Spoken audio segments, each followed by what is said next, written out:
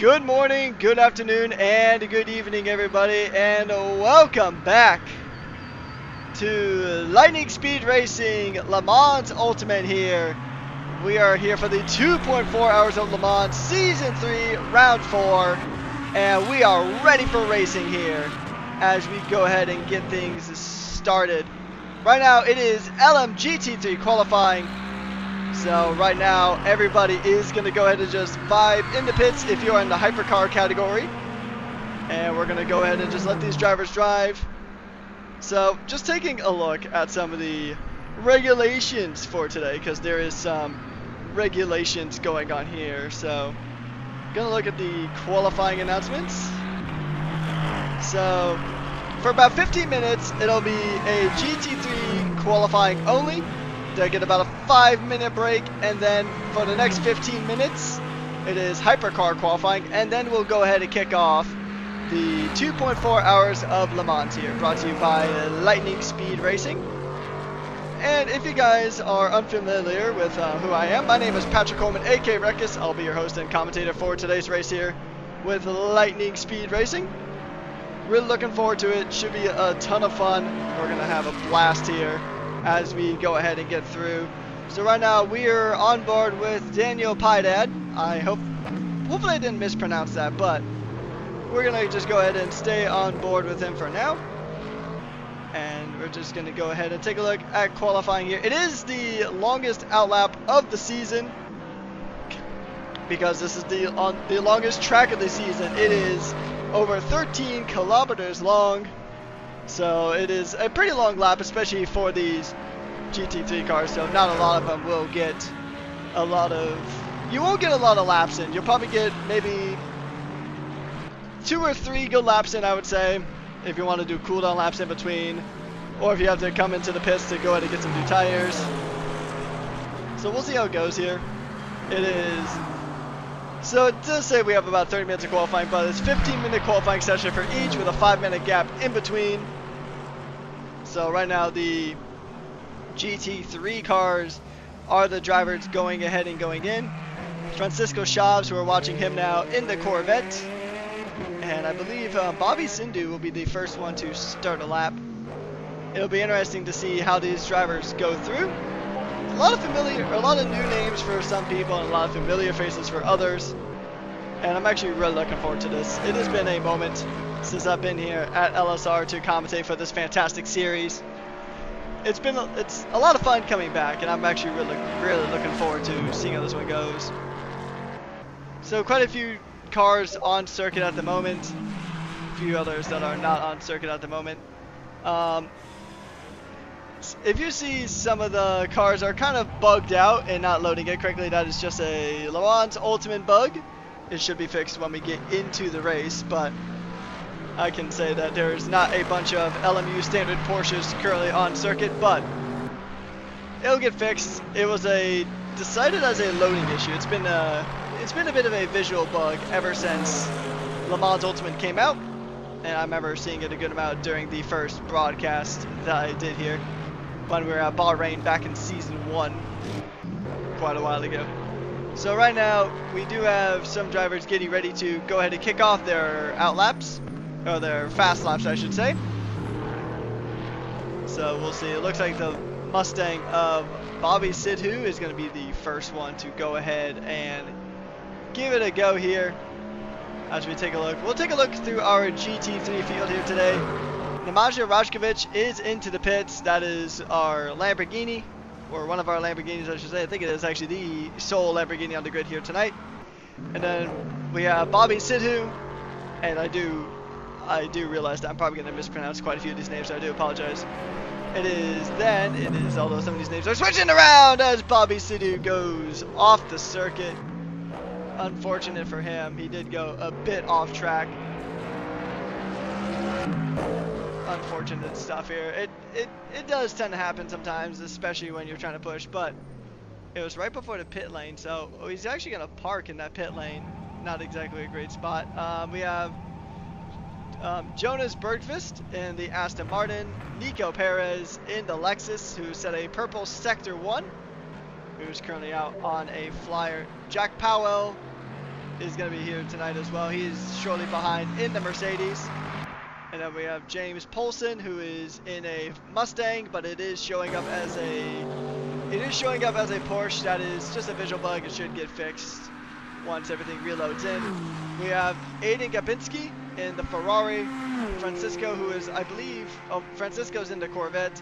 And William Stockley, who is also in a Ferrari, but it just hasn't loaded in properly. So overall, we have 19 cars on the grid.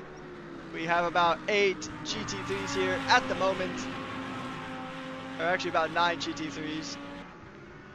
So it should be a fun one. We'll go back to Nico Perez, who is currently out on his lap at the moment in that Lexus RCF machine. It's a very interesting machine because it's probably the oldest car on the grid, I would say, because Lexus has been running that GT3 car for quite some time. They are bringing a new one in the coming years, around 2026, maybe 2027. They're bringing in the, I believe it was called the LSR, I think is the official name of it. I believe so. I could be wrong about that, but it is a second purple sector for Nico Perez, as he's going to go ahead and make his way through the circuit, going down the back stretch here, as Nico Perez is still doing very good on his lap. It'll be interesting to see, because getting that qualifying lap is pretty crucial here at Le Mans, because you really don't have a whole lot of time to get those early laps in. But with all that aside, it could be a bit problematic in the race. There's no wet weather expected, but we do have a time change, so it's gonna become pitch black around this circuit when we actually get into the race. Not right now, obviously, because it is still bright as daylight out here, and it will remain that way for the rest of qualifying. But that does mean that we're gonna see some nighttime racing, and hopefully the nighttime racing will be exciting, but hopefully we don't see a lot of incidents as well, because I mean, this is easily the biggest points-paying race of the season, and I'm just for the drivers. I want them to maximize everything that they possibly can in this session, try to get as many points for their championship as humanly possible. So we're going to go ahead and take a look at well, since we're talking about it, let's take a look at the GT3 championship right now. So taking a look at the GT3 championship right now, Lexus does have the most points right now with 88, followed by Corvette with 54, Aston Martin with 52, as Nico Perez says it's the first time of the session, a very nice time of a 4:05. Very good opening lap, as Daniel Pydad sets the time directly behind him. Powell also setting lap time. What about Rajkovic? Can Namaja Rajkovic can go ahead and, oh, he's on an out lap, so he won't be setting a lap time here soon. We're on the number 27 Heart of Racing Aston Martin of Jonas, I should say. Taking a look now at the Drivers' Championship. Jonas is actually in the lead of the Drivers' Championship right now for the GT3. So this is the GT3 leader currently on track at the moment. He's got 52 points, just a few points ahead of Nico Perez in the Lexus. But, I mean, with this being a massive points-paying race, I mean, the whole championship could really flip up on its head for this race. So we'll see how this goes. I think we're getting close to about 10 minutes left to go for the GT3s doing their qualifying. They get a 5-minute gap to go ahead and try to finish up their lap, and then they're going to come on into the pits. And then we'll talk about the hypercars once the hypercars get out on track. William Stickley is going to go ahead and begin a lap. Actually, William Stickley is beginning a lap. His name actually, oh, never mind, it's right there. It just kind of disappeared on my end for a bit. I also forgot about Jim Dre. He was a bit further down the order when I was looking for him earlier on. He's in a McLaren, but it is registering as a Porsche for right now, which will probably change, and probably change once we actually load up into the race lobby. If not, I'll try to do a quick little load reset, because that is an issue that LMU does tend to have, unfortunately, as we go ahead and continue on through the circuit here. As Jonas, championship leader right now, is still making his way through Le Mans, making his way through this historic circuit that opened in 1923. So it is a it's a very long circuit. He's just about to now begin the stretch down the Mulsanne straight. Now, ideally for Jonas, if I was Jonas, I would love to have a fellow Aston Martin or just another car directly in front of me, because you can get a massive tow down the Mulsanne straight. You can give yourself a lot of speed. And this is probably a really good area to make up time too, is if you have a tow, then you're going to do really well here. So some new names are joining the session. We do have some new names that join in partway through. It does happen from time to time. So the GT3 field has expanded. We do have Chris Kyle and Leandro Joker. I think that might be correct. If Jokey or Joker or a friend or family member is in here, you can correct me on how to pronounce that. I do appreciate it. Actually, Joker is currently in third. He's got 43 points, only 2 points behind his teammate. And hello, Reflector, thank you so much. And also, hello, Berthley. I might mispronounce that, I do apologize, but it is good to see you guys in chat. Thank you guys so much for tuning on in to this broadcast here, brought to you by Lightning Speed Racing. We are here at Le Mans. It's going to be a fun time. It's a historic track, lots of overtaking opportunities, especially down this Mulsanne straight, which Jonas is about on his second half. On the second half of it, you can hear those beautiful downshifts of the Aston Martin making its way through on the exit of the Mulsanne straight. And now this is really a good spot. It's purple in Sector 1 and Sector 2. Chavez is currently on top right now with a 4:05.486 as we're coming into the closing stages of GT3 qualifying here. It is going to be... I'm curious to see, because, I mean, this is the longest race on the calendar, pays the most points like I mentioned earlier on. But how is this going to affect the standings? Because, I mean, if the championship leader loses out here and has a DNF of any kind or just falls way down through the pack, then it could be disastrous for his championship lead, because Perez could take it from here, I believe, mathematically. He could at least take the position. And I did see a pronunciation guide. Yeah, it's Yacker. Okay. And hey, Jonah, good to see you again. Good to be back. And so it's Yacker. Okay. You know what? That checks out. So it's always good to have these pronunciations on hand.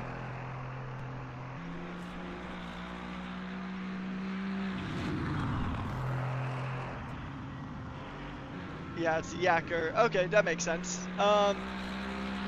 Yeah, as an American, sometimes names can be a bit tricky to pronounce, so it is always nice having that pronunciation guide as well. So we'll see how this plays out for these drivers. It's going to be a lot of fun. A lot of drivers going ahead and giving it their all here, as Nico Perez is now on top of the timetable by 3.9 seconds. And let's just go ahead and focus. Let's go focus on these GT3 cars here, because these are going to be the cars currently in our qualifying session here. And as Jonas goes in and takes pole position by 0.003 of a second, at least provisionally. Still about a good few minutes left to go here before we go ahead and cut the hypercars loose. I think actually qualifying is done now for the GT3s, and there was actually a GT3 off track. Not sure who that was. I'll have to see who that was. I think that was, okay, that might have been Daniel Pydad, who was off the track. So a few cars joined in. If they joined in late, then they are going to appear as Porsches, which is unfortunate, but it is just a issue with Le Mans Ultimate, unfortunately. And I think these drivers are pretty much finishing up their laps. And then we're going to go ahead and cut the hypercars on loose. Actually, while they're doing that, I'm going to see if I can fix the issue.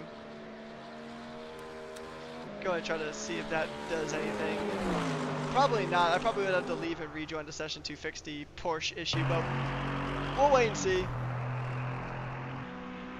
We will wait and see if that is going to be the case.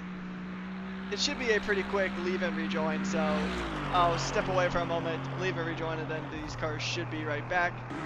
We're gonna actually do that right now, actually, to see if it's the issue. Be patient, folks, we'll be right back.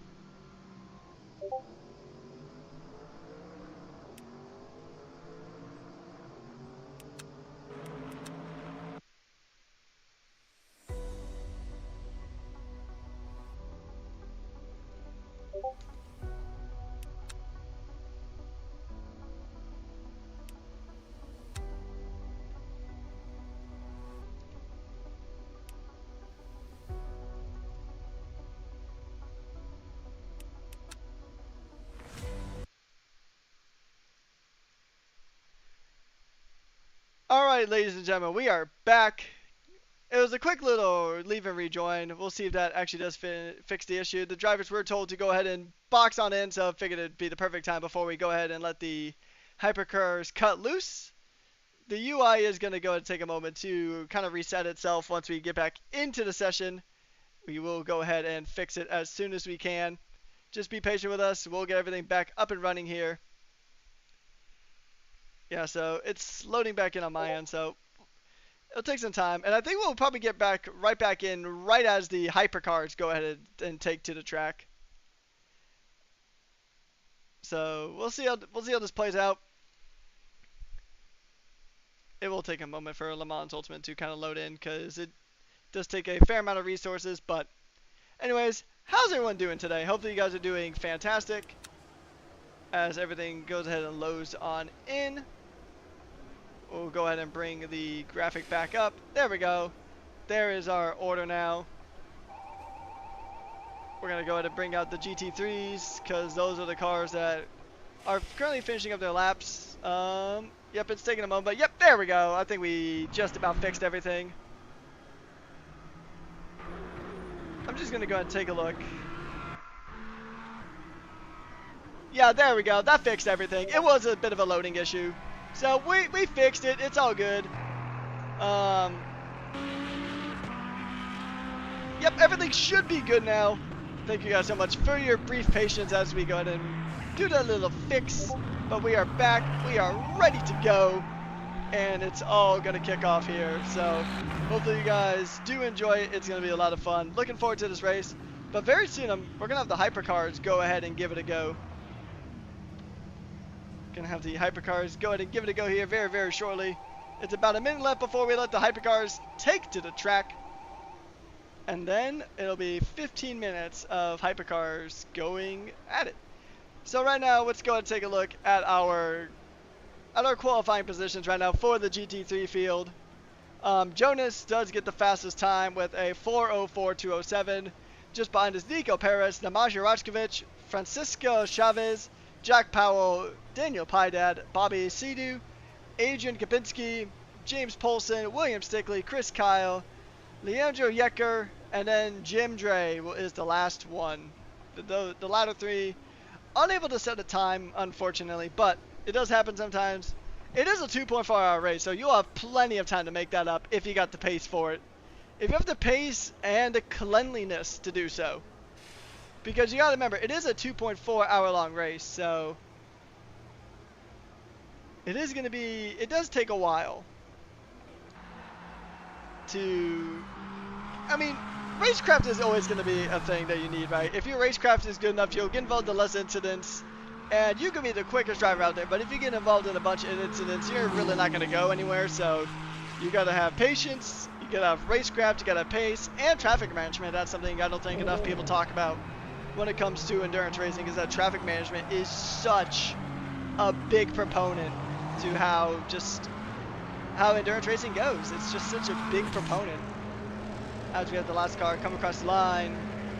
And now it is time for the hypercars to go ahead and get ready to rock.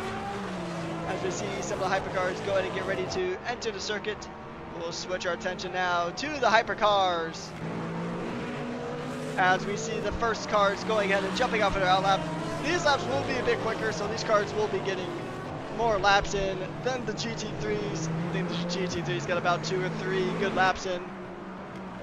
2 or 3, probably about 2 laps in, and then the outlap.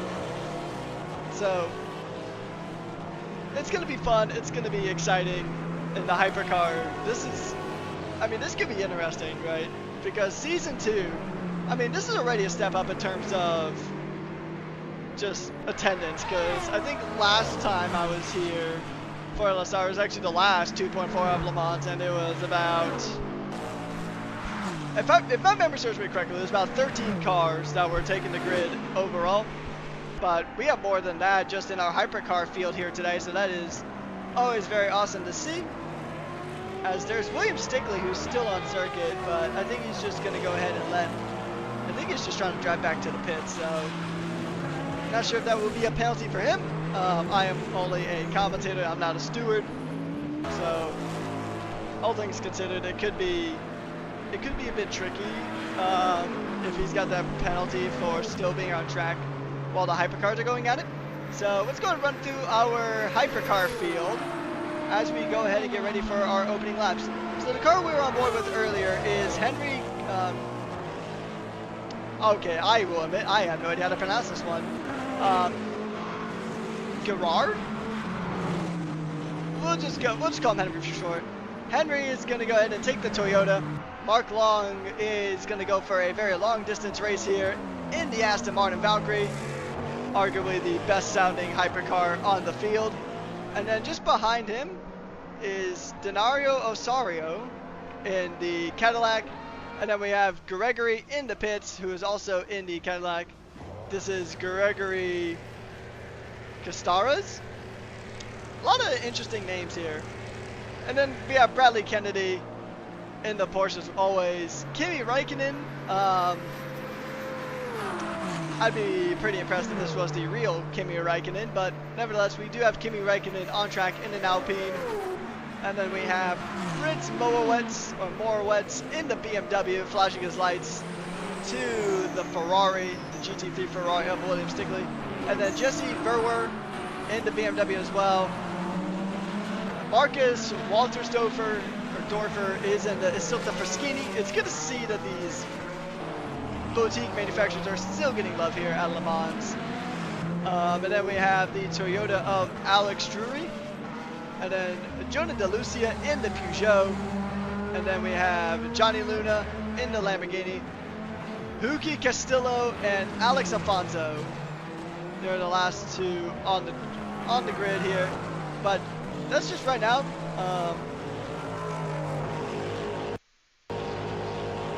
Can you for the next? Oh, okay. We had a LMU crash. All right, so we're on a black screen again. Yep. So that is just LMU crashing on me. Tech issues, as always, a part of broadcasting, unfortunately. Can you for the next race show the Spanish drivers? I'm assuming you mean Spanish drivers. If I know who they are, I'll try to give everybody a good amount of screen time. I'll do what I can. I'm gonna just disable the game capture because it is a password protected lobby, and we don't as much as we would love people to jump on it, we don't want somebody to jump in and potentially sabotage the race. So this will be a quick fix. We'll be able to jump back in pretty soon.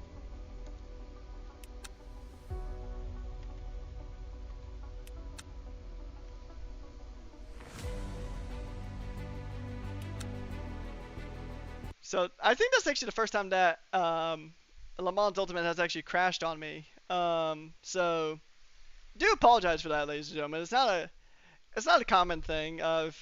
There's other platforms that I've experienced that more with, but interesting for Le Mans Ultimate to crash. I haven't exactly had a crash of this nature before. But anyways, we're gonna go ahead and just jump back into things once we go ahead and are able to.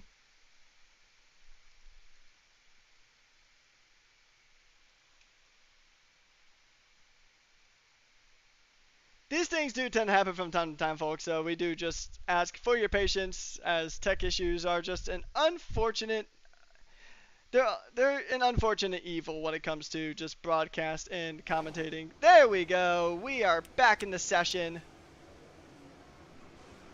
We are back. We are ready to go. And we are ready to bring back live pictures. We'll jump back to the hypercars now as they're still going ahead and doing their laps, as everything is still loading in, so it's going to take a moment for everything to kind of go ahead and reset. To answer the question about why the GT3s are still on track, I can't exactly answer that one for you. I don't know, honestly. That'll have to be investigated by the stewards. So, as we get everything set back up here, we are back, ladies and gentlemen. Hopefully this will be the last reset we have to do. But hey, if any hypercars join in late, they'll be available now. So I'm gonna do a quick check just to make sure that all the GT cars are off the circuit. Yes, they are. So all the GT3s are off the circuit now. It is just the LMP cars, or LMH cars, on circuit now. And they'll have the rest of the qualifying session. So they got about a little under 8 minutes left to go here, as we are watching the hypercars go ahead and take it on through. So a lot of these cars still on and out lap, so it's going to take a while to go ahead and get going. We'll see our first few laps here momentarily, as Henry is going to go ahead and start the lap here very, very shortly. They're going to go ahead and put pedal to the metal. And now we are going to go ahead and see. We're seeing some times here, so I think it was just the overlay catching up. So Henry is currently in the P4, about 1.5 seconds off of the pole time set by Mark Long. The Aston Martin taking early pole position. Bradley Kennedy actually now only about 2.5 tenths behind. So we're seeing a lot of these drivers going ahead and setting their times. As a few cars are still on outlaps. Actually, I don't think anyone's on an outlap at this stage, because they'd be really pushing the time if they were really on their outlap. So Gregory is going to currently be the next car to come across the line. 3:28 is the time to beat right now, and that is a lap time set by. Oh wow! All right, we are having quite a few Le Mans Ultimate crash issues, unfortunately. So I do apologize for that, folks. We're going to go ahead and try to get back into the lobby yet again. Unfortunate that we've had these crashes, but once again, tech issues do just tend to rear their ugly head when you want them to show up the least. So it does happen.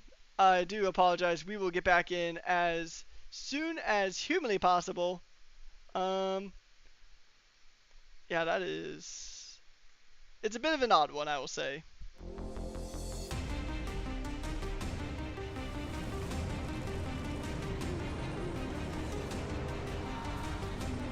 Alright, so we are at least in the process of jumping back in.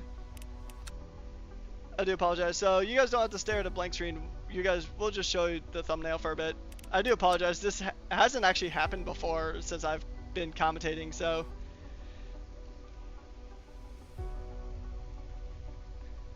Once again, I really do apologize. I know we're missing a good amount of qualifying, but we're jumping back in. We're doing everything that we can. We are trying our hardest to go ahead and try to jump back into the lobby. I've actually just never had LMU just crash this often, so we'll see. Once again, tech issues are a pretty consistent part of broadcasting. If you've ever broadcasted or commentated or even driving, honestly, if you're a racer, you've dealt with your fair share of issues. Sometimes your wheel doesn't want to work the way it should. Sometimes your pedals don't want to work. Sometimes your game crashes when you're in a race. Yeah, things just happen sometimes. So, yeah, that's pretty much the main thing I could say about that. Tech issues do happen from time to time, but we'll work with what we got. We'll do our best and just kind of push on through. As we are back. We got about 4 minutes left of qualifying. Hopefully we can show you guys those 4 minutes of qualifying.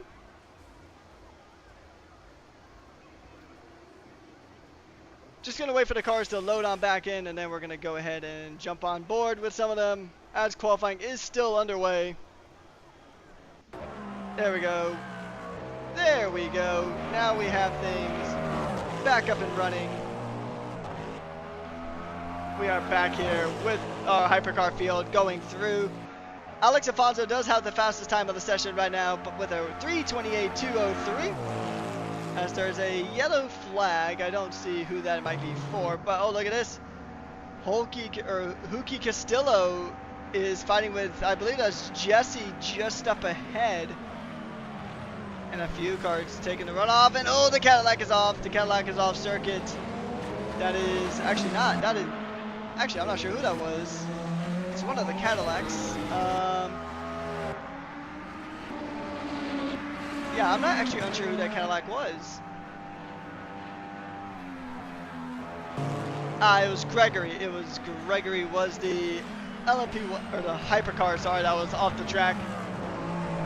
So might be. I mean, it's kind of hard to tell if there was impeding or not. Jonah is also doing a bit of rallycross, tapping into Peugeot's rally legacy here at Le Mans. They have very storied legacy in motorsports. I mean, they've been in Formula One, they've been in Le Mans, they've been in rally. It's kind of hard to imagine a series where they haven't really been present in some shape, form, or way.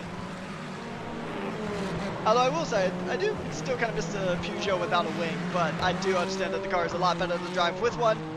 As we're down to the final 2 minutes of qualifying here, this will set our overall pole position here. The GT3s have already went, and it is still just the hypercars going ahead and getting things through. So we're going to just keep an eye on everything, do the best we can. And we'll see if these drivers will go ahead and do the best they can to go ahead and keep pole position. Alex Afonso now on what is probably the final lap for the Cadillac.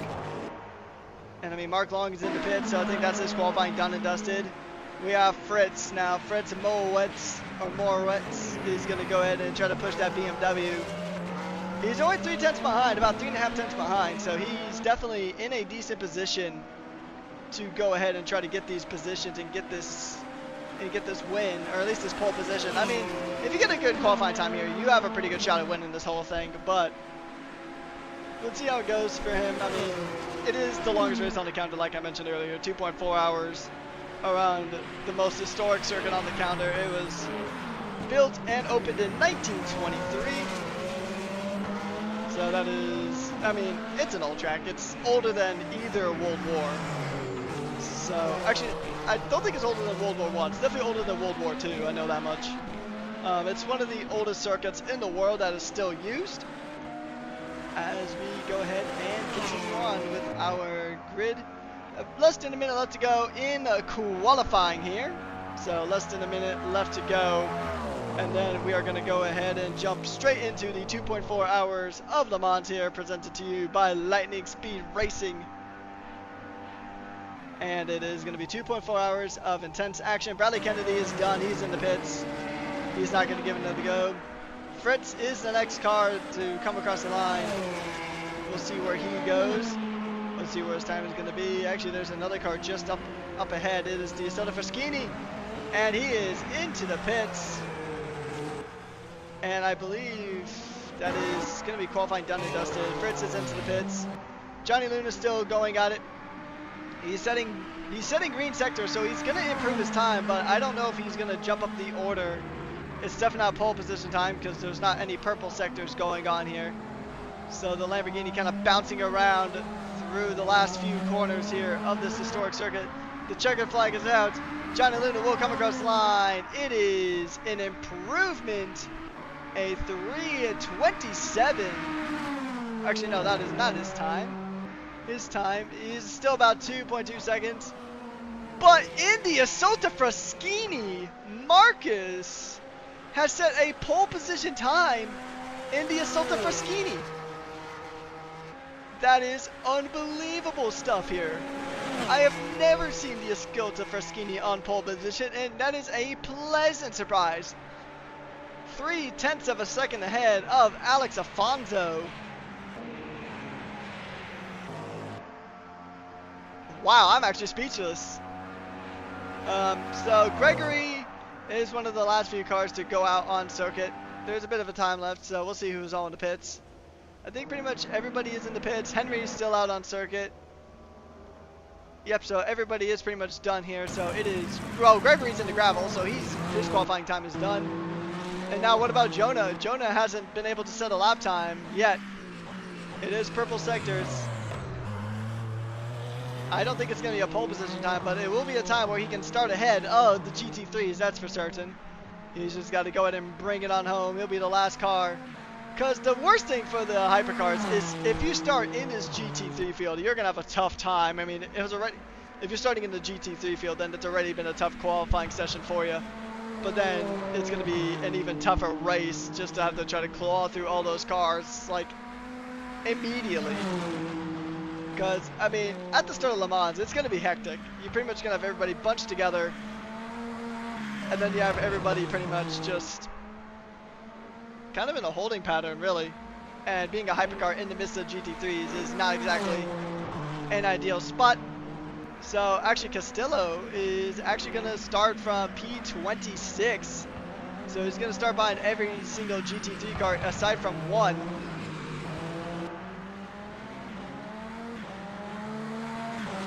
Okay, so I was just been informed that they did change it, so okay, that's good. Can make things a bit easier, but Jonah DeLucia is now in the P13. He is ahead of the GT3s, but not quite ahead of anybody else on circuit. But anyways, that is qualifying done and dusted.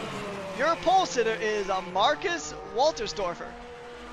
What a pole position in the Isota for Skeeny. That is a very strong drive here. I mean, wow. I'm actually insanely impressed. I've always had a soft spot for the boutique cars, like the Isota, like the Vanwall, like the Glickenhaus.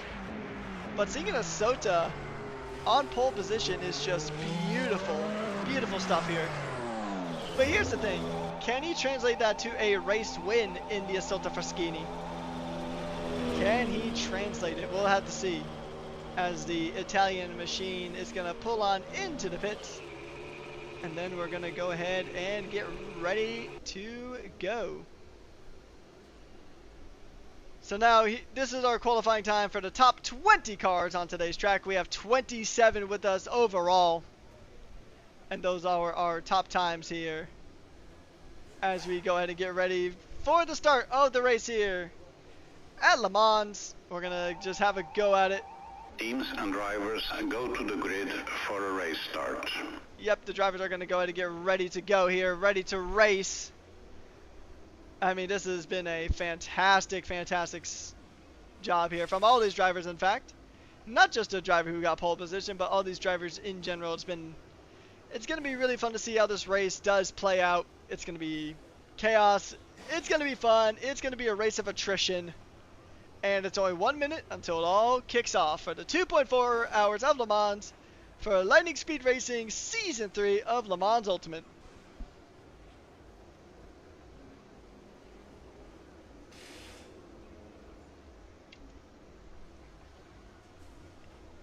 A few drivers still just waiting to get on the circuit.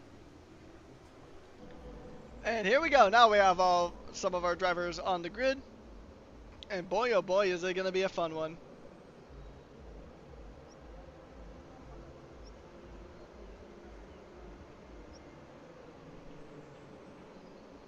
Just still waiting on a few more cars here before we get the rolling start to the grid.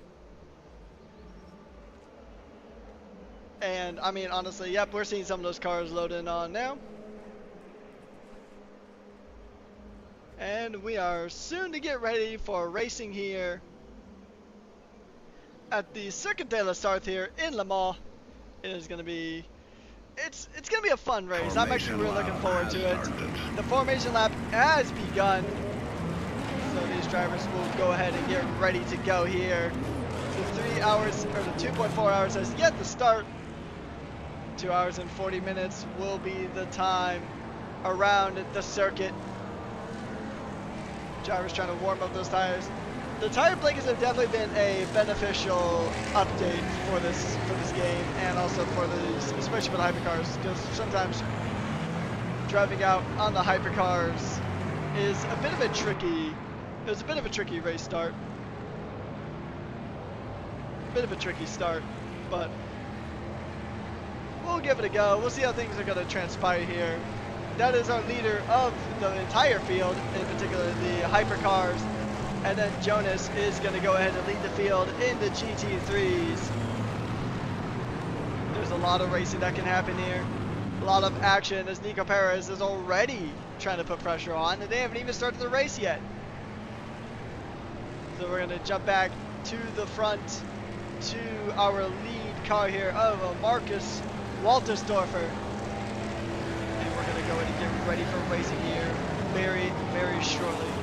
They're parading through the circuit, getting ready to get started here at the Circuit de la Sarthe. And soon it'll be lights out and away we go. I mean, just listen to the cars getting ready to go here. You can hear the V8, the V12, the V6, all these beautiful engines just revving up and getting ready to go here. As we begin to get ready for racing, the green flag is waving, and we're about to go lights out, and away we go. It is time. The green flag is waved. 2.4 hours of Le Mans is underway. 2 hours and 24 minutes on the clock, and these drivers are going to make their way down through the Dunlop chicane. And we're going to see some drivers kind of jockeying for position, and the Assunta Fraschini goes wide. There's already a good amount of chaos here in the hypercar category. Let's jump back to our GT3s as Jonas still does lead the pack. A bit less drama for the GT3s. And now we are heading back as we go to just take a look at these cars making their way through the circuit. And I mean, look at this. This is a beautiful, beautiful way to kickstart the race. The SMR in the backfield is in a bit of a pinch there, as Mark Long is starting to fall down the order. Not having the greatest run here, as we see Fritz Borwetz just behind Mark Long and Johnny Luna. Johnny Luna in that Lamborghini. He's gonna see. We're gonna see if he can make some moves here. And 3 wide through the first chicane of the Mulsanne Straight. That could be dicey. There's a BMW running wide. I believe that is Daniel. Oh no, that was not Denario. Not sure who that was actually. But oh, we have some drama with the GT3s. Drama with the GT3s. I believe that is one of the Mustangs having a bit of a moment. And oh, look at this. Gregory had a bit of a moment there. He is way back in this GT3 pack overall. And I mean, this is sketchy stuff. You really do not want to be in this field.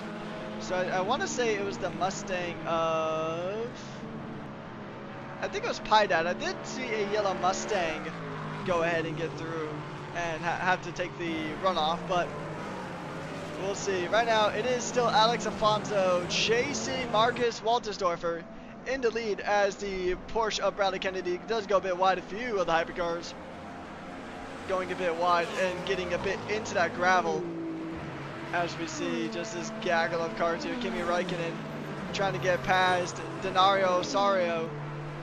We'll see if he can get past the Cadillac here.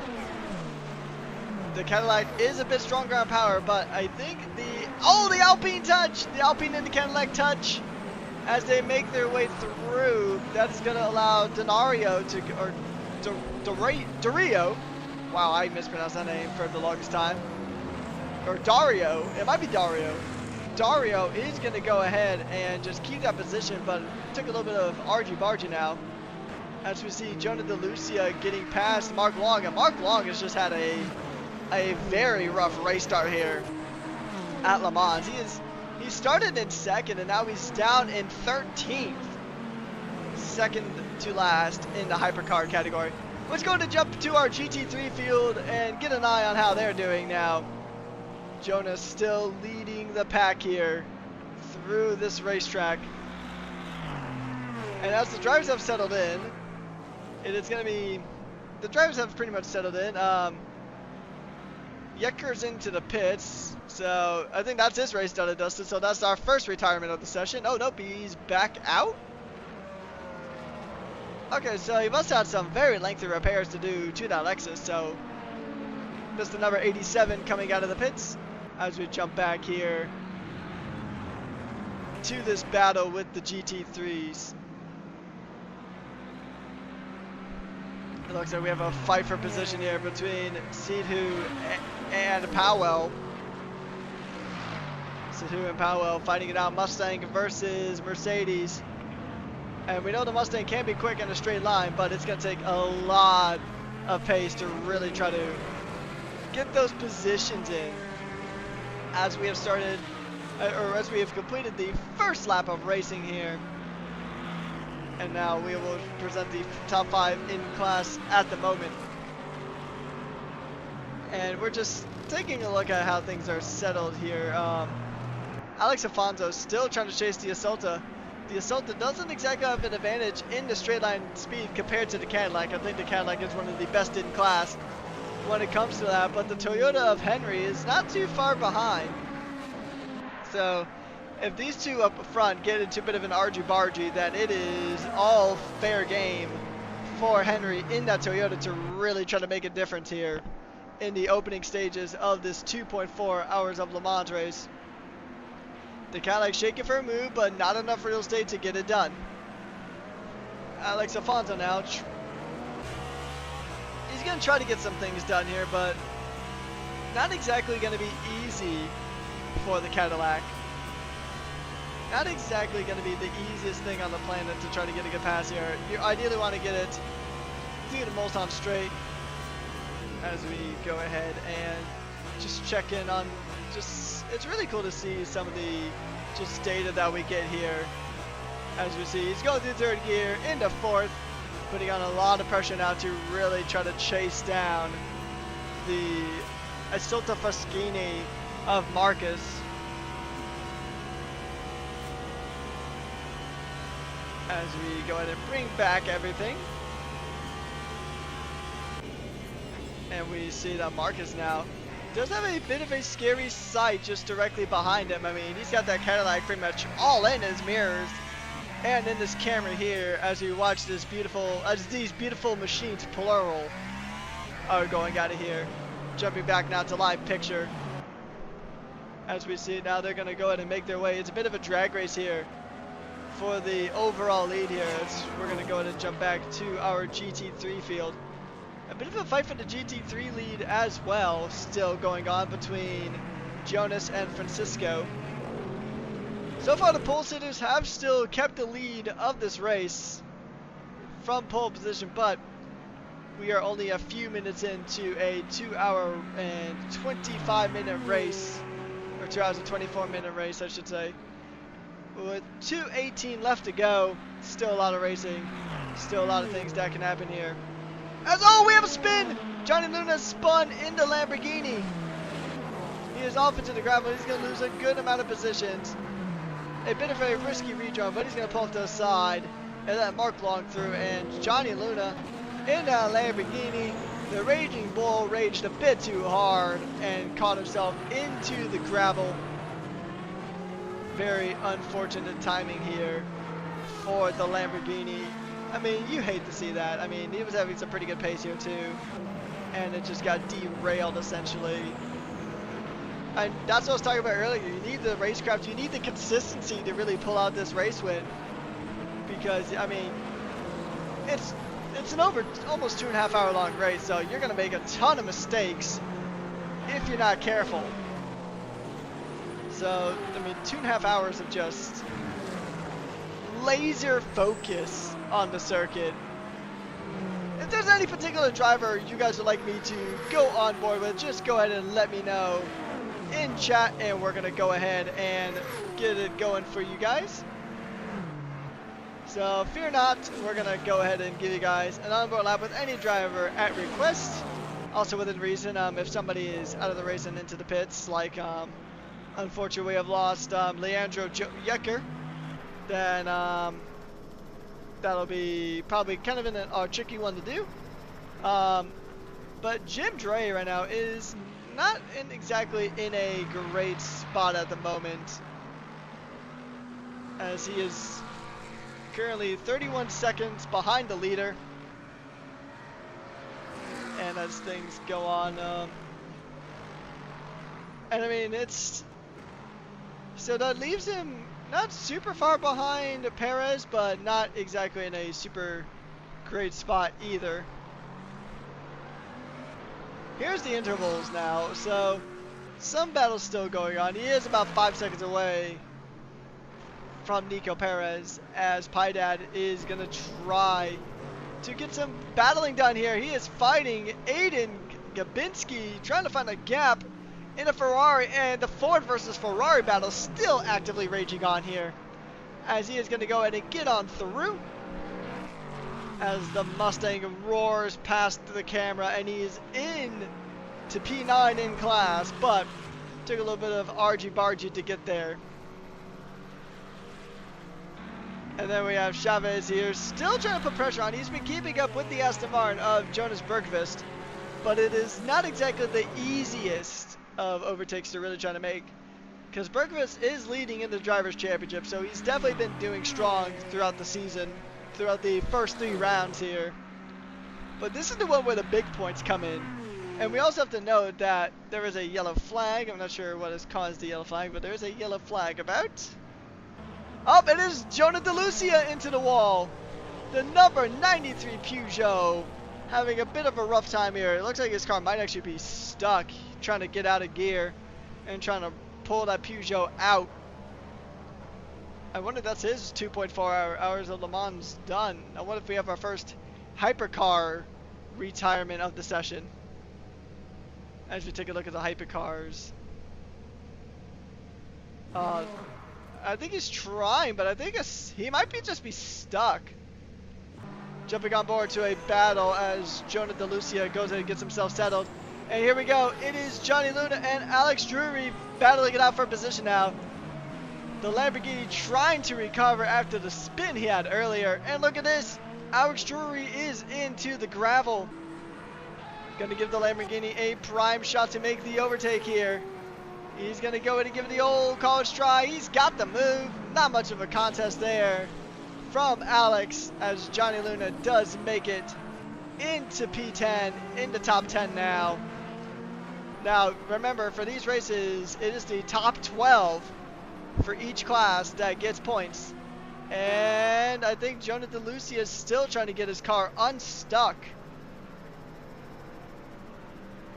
Yeah, I think that Peugeot's done. So there is a yellow flag on that part of the circuit. It won't be a safety car, but I think, yeah, I think that's DeLucia's night done. As we check back in here, the battle between Drury and Luna is still going on very strong here as they run down the Mulsanne straight. But here's the thing though, sooner rather than later, who is that going a bit wide? Maybe Mark Long? Might have been Mark Long having a bit of a moment in that Aston Martin Valkyrie. And then we're going to jump back here. Just directly behind the Aston Martin is the Toyota, still trying to chase down that Lamborghini for position, as the Lamborghini is going to try to pull away. And I think the Lamborghini is slightly succeeding in pulling away now, as they make their way through the chicane. And now they're going to go ahead and continue down the, well, now it's the second, or that's the end of the Mulsanne straight. And now we're going to go ahead and see if we can, actually no, this is the second half of the Mulsanne straight. They always throws me off because I know there's 2 of those chicane type ordeals. So that was the second half, and now they have exited the Mulsanne straight. And it looks like that Johnny Luna has actually pulled out a bit of a gap here. So now we're going to head up front to Dario Osario, who is trying to go ahead and put some pressure onto Bradley Kennedy in the Porsche just up ahead. The Cadillac is going to go ahead and scream its American tune as we go ahead and continue on. Actually, here's what we're gonna go ahead and do. We're gonna actually sit on board for this battle. We're gonna take a step back and be right back.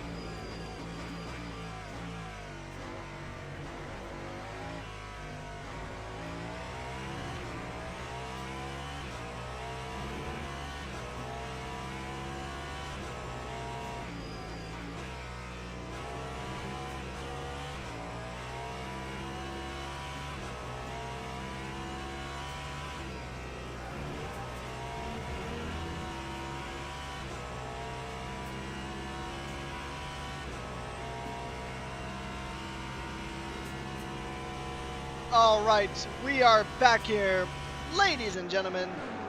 Hope you enjoyed the sounds of the Cadillac chasing down the Porsche. I'm sure Bradley Kennedy wasn't a big fan of it, but we still got a good amount of racing left here to go. We are only about, we're not quite, I think a little bit over 15 minutes in, roughly, give or take, but still very early stages here in the race. Very, very early stages, so there's still a lot to go ahead and go through. Still a good amount of racing left, as now we are seeing just how these cars stack up overall. Oh, we have another retirement. So there's been two hypercar retirements. The Alpine of Kimi Räikkönen and the Peugeot of Jonah DeLucia. I know I showed you accident cars, or opposite cars, but two retirements from our race here.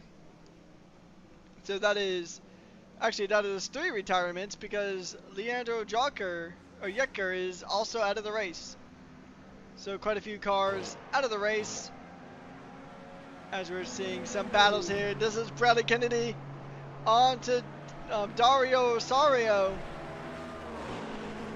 And we'll see how this one is going to go to play out. They're going to go side by side. There's two cars are going to try to go into one. The Porsche is going to keep the position. But they're still side by side. And right behind them is Huki Castillo in that Ferrari, still just directly behind. And Dario does take the Porsche and is up in the fourth. A good shot away from the podium spot, but still a very good move nevertheless. And actually the Ferrari is pretty much right next to Bradley here in the Toyota, or in the Porsche, my apologies. But here we got a really close battle, and now they're starting to get into the GT3 traffic as Alex Afonso goes very wide through the gravel. And he was mounting a good challenge against the pole sitter in the Isotta Fraschini, but is just unable to hold him off. And yep, Jonah has actually officially mentioned what happened to his car. Couldn't find reverse, unfortunately, then the game glitched where I had no movement / throttle. That is an unfortunate way for your race to end. You know, that is just so unfortunate. You hate to see it. It's yeah, it's a rough way to go out on a 2.4 hour race, to get out before you even got through the first like 20 some minutes of it. Very unfortunate. Best of luck back to you when you go to Spa. Spa is a really fun racetrack. It's one of my, if not my personal favorite tracks of all time. So hopefully we'll see some good racing there as well. We are still seeing some very strong racing here as Bradley Kennedy is now still trying to put pressure onto the Ferrari. He did get passed up by the Ferrari, so Bradley Kennedy not exactly having the most pace in that 963 Porsche. Still a good amount of racing left to go. And once again, thank you, Jonah. It means a lot. I mean, it's good to come back. I did miss LSR for the period I was away from the second half of last season to now.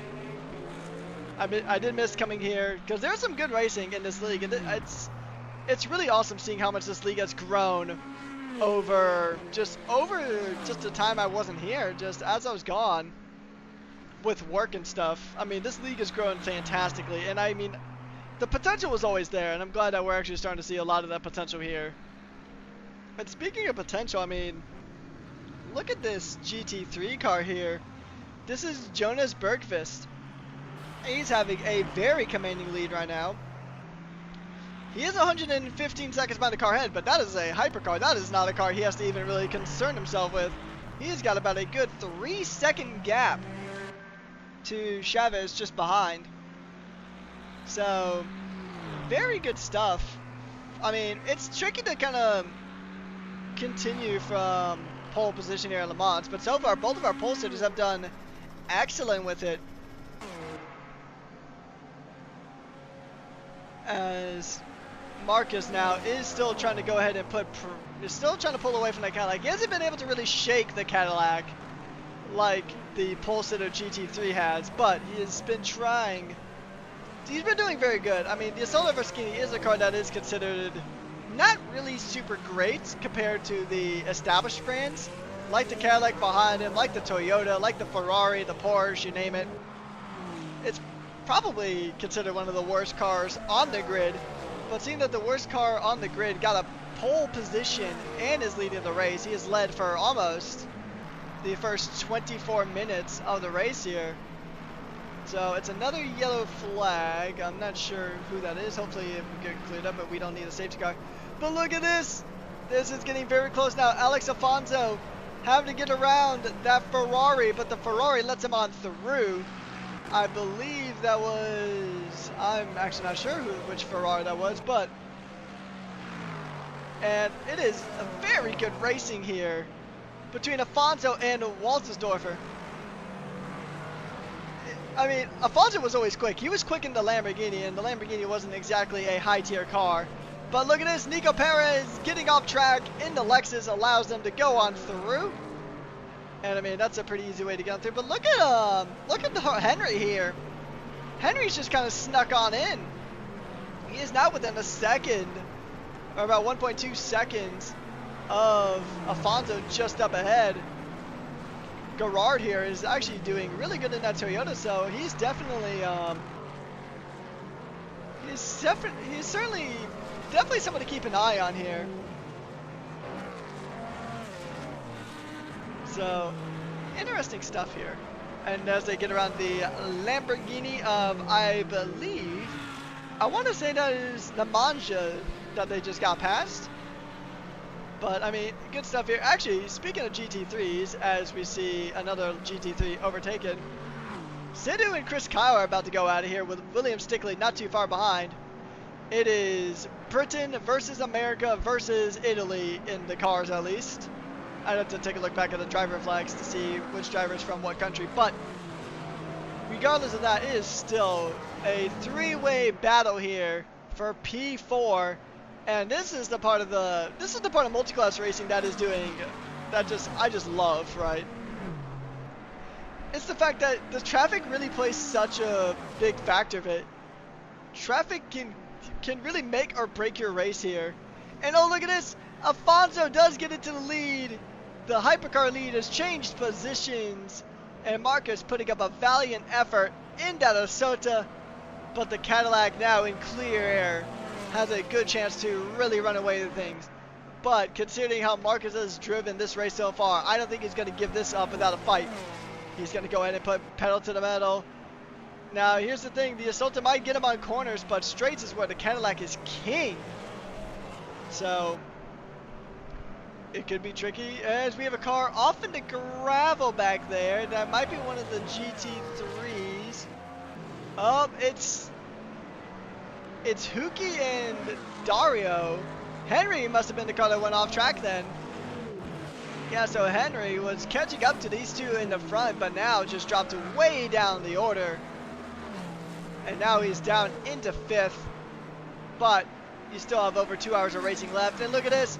Huki and Dario getting into it. Going tooth and nail. They are fighting it out. Fighting it out indeed. They are pushing it to the limit. I mean, honestly, Ferrari's having a better race here than they've had in Formula 1. And yes, I did bring that up because I did see the Formula 1 mentioned in chat. I am also somebody really looking forward to Cadillac jumping into Formula 1. I was hoping it was going to be Hyundai in Formula 1 instead, but you know what? I'll take Cadillac. I'll take an American brand jumping into Formula 1. And right now, an American brand is doing fantastic here. In the lead, but still under pressure from Marcus. But here's the thing that's really going to decide how this race plays out. Marcus could be a bit inferior on overall race pace, but if he's better on the traffic management compared to Alex Afonso, then it could be a rough race for Alex to try to keep that lead. So we'll see how this one does play out. Now Waltersdorfer did fall a bit back, but now we have a nice gaggle of hypercars here going at it. This is the battle for the final podium spot. So Dario is going to go ahead and he's going to try to put pressure onto Castillo. Or Callisto. It is Callisto. I apologize. I can't read apparently. It is Callisto. So this is going to be a very interesting rest of this race here. Because Henry is right there. And you could just hear Mark Long in the Aston Martin from across the way. That is how loud and how beautiful sounded this V12 is in this car. So I'm actually going to ask you guys in chat right now, as we do have a very fun battle in the hypercars going at it. Have you guys heard the Genesis hypercar do its shakedown laps at Paul Ricard?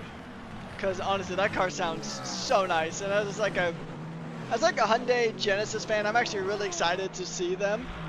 And I will admit, if and when they get added to Le Mans Ultimate, I'm gonna do my best to. And if I'm back here, it'll be tricky to keep my bias in check. But I'm still really looking forward to it. It's interesting how they took two WRC V8s or V4s and just kind of put them together to create a really chaotic V8 engine. It's really interesting to see. Yeah, next season of Formula 1 is going to be really awesome to watch. And honestly, the rest of this season here at LSR is also going to be a lot of fun to watch. Now, I don't know if the schedule's changed, but I think there is actually a LSR F1 race coming up shortly after this race, I believe. So be sure to drop a like and subscribe, turn on post notifications if you haven't already. We are doing fantastic in the subscriber count, but it's the more the merrier, as I always tend to say. 352 subscribers. I would love to see this channel get to 360 before the new year hits. It's not a lot. It's about 8 subscribers. I mean, 375 would be fantastic, or even 400 would be fantastic before the end of the year. But we'll take it step by step. So it'll be interesting. Hopefully we can achieve that goal here, as Dario is hoping to achieve a pass onto Hoki Callisto in that Ferrari. But let's go to check in on our GT3s, because there's a beautiful battle happening here in the GT3s.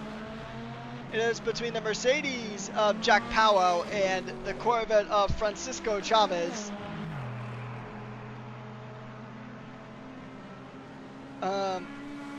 Have not. Sounds great though.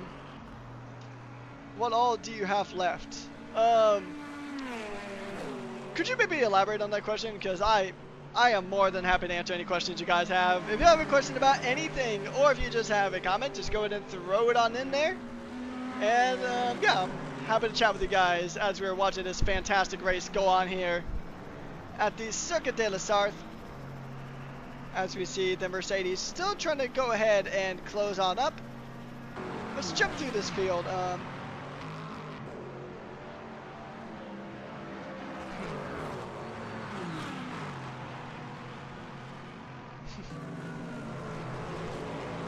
In the LSR season, I see. Yeah, I mean, sometimes drivers have dominant seasons. I mean, I remember back when we first started this LSR season, I was fortunate enough to be involved with the very first season of Le Mans Ultimate when we were actually only running hypercars. So it turned every race to more of like a Grand Prix, essentially, than a multi-class endurance race because we weren't using GT3s just yet. As we have a very fantastic battle here between Bradley Kennedy. He's got the straight line speed. He's going to go to jump the Toyota. But Henry's going to go to try to get the move back. Taking a little bit of slipstream. He's going to try to go around the outside. He's going to do it, but there's big contact and a big spin for the both of them. Henry and Bradley going ahead and spinning around. Mark Long back in the fourth. But that was a very nasty spin from the two. But anyways, back to story time. I was a part of the first ever LSR season. I did every single race in the first ever LSR season, and honestly it was a lot of fun, but there's definitely some dominant drivers. Mikhail Frolkov was a very strong force throughout the season. He won a majority of the races. I don't think he won every single one, but he won a majority of them. Yeah, I agree. I mean, I do like seeing the hypercars kind of do their own like Grand Prix type thing, but I will say especially in recent years, or recent year I should say, I have really grown very fond of multi-class racing. There's just something about it.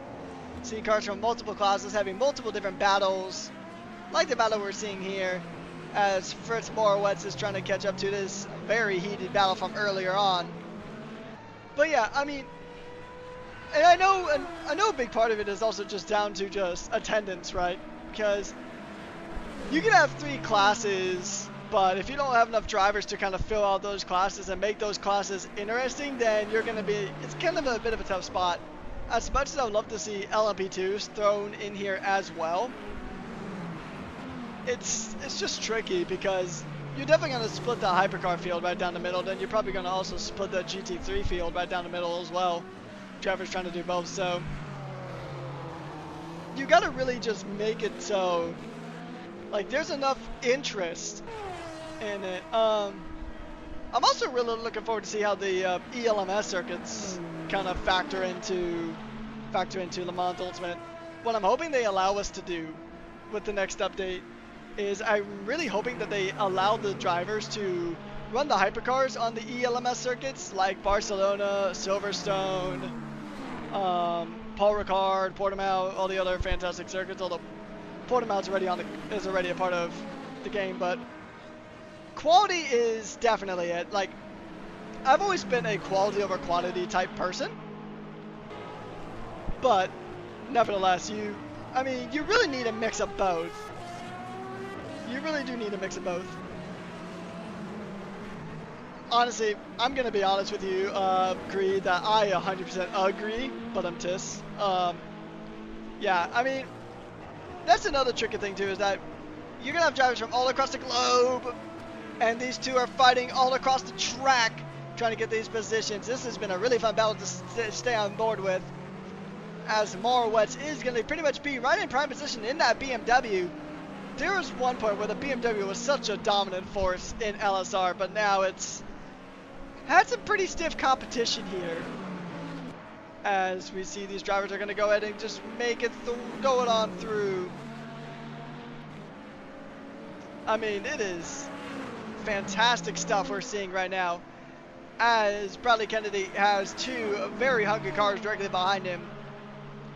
Fritz and Jesse are pretty much, Henry and Fritz are pretty much in a good spot. Jesse is a bit further back though. Jesse is about 25 seconds back. and another BMW. The funny thing is, and I mean, I know I've said this before, but the fact that you can hear the Aston Martin when it's not even on screen is just really funny. Like, even down this long panning shot that we had, I mean, Mark, he's about like, well, he's about a second behind now, but actually no, he's 6 seconds behind. So the fact that the leader of this pack is 6 seconds behind, and you can still hear that Aston Martin, that's just a testament to why V12s are absolutely beautiful stuff. I mean, I know everybody loves the V12, but I mean, can you blame them? Actually, I'll do this for a little bit because I do want to keep an eye on that battle, but in here for P5. But I'm going to give you guys a little bit of fun.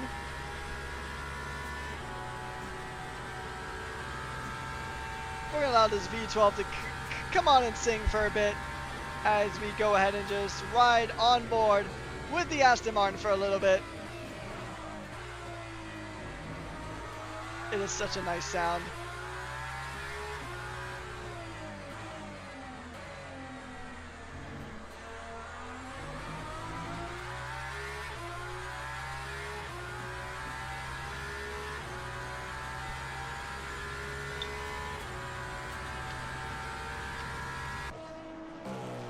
Sorry, we had to take some V12 appreciation. Now back to battles on track appreciation. As this battle has spread out a little bit, but still a good amount going on. We're gonna actually, I mean, this has been a very fun battle, and I love seeing these hypercars go at it tooth and nail, fighting for every position humanly possible. But what I also love seeing is GT3 cars doing the same thing. So let's check in on our GT3s, see how they're doing. A battle for second is going on as Jack Powell did eventually get past Francisco Chavez. And there's a bit of another battle down here between the Mustangs. But we'll stay on board with this battle for now as the Corvette and the Mercedes. They're both cars that are very strong in a straight line, but we'll see which one can handle the corners better, because I know Le Mans is a straight line track. There's a lot of straights on it. I mean, you got the massive Mulsanne straight. But you also have two other corners. I mean, well, way more than two corners, but you still have two other sectors that have a lot of corners in it. So we'll drop back to the battle of the Mustangs, the battle of the boats, if you will. There's three Mustangs pretty close to each other, just separated by Nico Perez. Nico Perez is in a bit of a Mustang sandwich at the moment. So he's definitely hearing that Star Spangled Banner roaring in front of him and behind him as the Dutch driver is going to go through. And it looks like one of them, I think Daniel Piedad actually had a bit of an off-track moment touching gravel. Now, I will say, touching grass is a beautiful thing, and if it's been a while since you've done it, after this race, or just pull up the race on your phone, go outside, touch some grass a bit. It is nice. I need to do it myself more often, I will say. However, don't touch grass in the set of slick tires. It is not going to do you any favors. Just going to say that right now. But yeah, right now, Piedad is actually getting pretty close. It looked like he was going to shake for an overtake, but just didn't quite get one. So, I mean, it's tricky to get an overtake done in this section. You really need, I mean, you need a massive run onto your opponent to really try to get an overtake, or you need your opponent to go wide, like Nico Perez did there in P6 in the Lexus. I mean, it's crazy that the Lexus is still competitive, even though the car's been in GT3 competition for like 10 years. They've only made slight adjustments to it, but overall, I mean, that Lexus platform,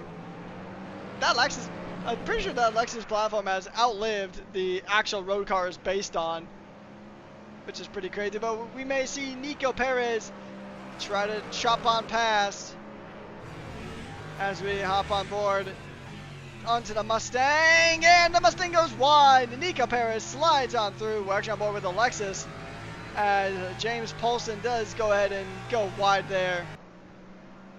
coming back to live picture. And look at this.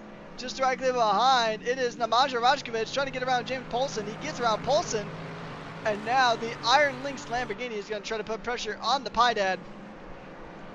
We'll see if he can go ahead and do it. It is a tricky bit. But we'll see if he can get it. I mean, now he's got a really good chance. He's got a good slipstream. He needs to maximize this slipstream. Now, this is a moment when he'd really wish he'd have DRS, I can imagine. But the Lamborghini just roaring its way through, down the Mulsanne Straight, trying to close the gap to the Mustang. Can he get it, though, is the question at hand. He's not going to close that gap enough. If he gets a better corner exit, then he might have a run at it, but nope, not a better run at it. The Lamborghini is still going to stay in position, still going to stay in the 6th, not quite into the top 5 yet, but James Poulsen isn't too far behind either. So we have a pit stop for Chris Kyle coming into the pits, and a few cars are already making their first pit stops. As we see the Cadillac of Gregory, or no, that is not Gregory, that is Dario making a pit stop himself. So we did have the Corvette kind of blink in and out of reality momentarily. The Corvette made a very quick pit stop in the back rooms and then came back. And it came out of the back rooms, straight now challenging Jack Powell for position. As they're going to go ahead and try it. Thinking about too wide through here is a bit risky, but it could just pay off for the Corvette. He tucks in for now, not enough real estate. That door is slammed shut. Jack Powell does not want any Girl Scout cookies. He wants to keep the position. And oh, look at this! Jim Drake off the track, coming back on the track, and almost took out the Corvette of Francisco Chavez. And that really could have done damage, and that could have really put a damper on this race. It definitely put a damper on that attempt to pass, but he's still going to go ahead and give it the old college try. But here we go. We're going to jump over to Rajkovic, because Rajkovic is going side by side with the Mustang of Daniel Piedad. Daniel Piedad taps him, and it's a big spin. Big accident. Oh, and they both go straight to the tire barrier. Oh, that is Daniel Piedad, Nemanja Rajkovic into the tire barrier after a bit of a tap straight on through. And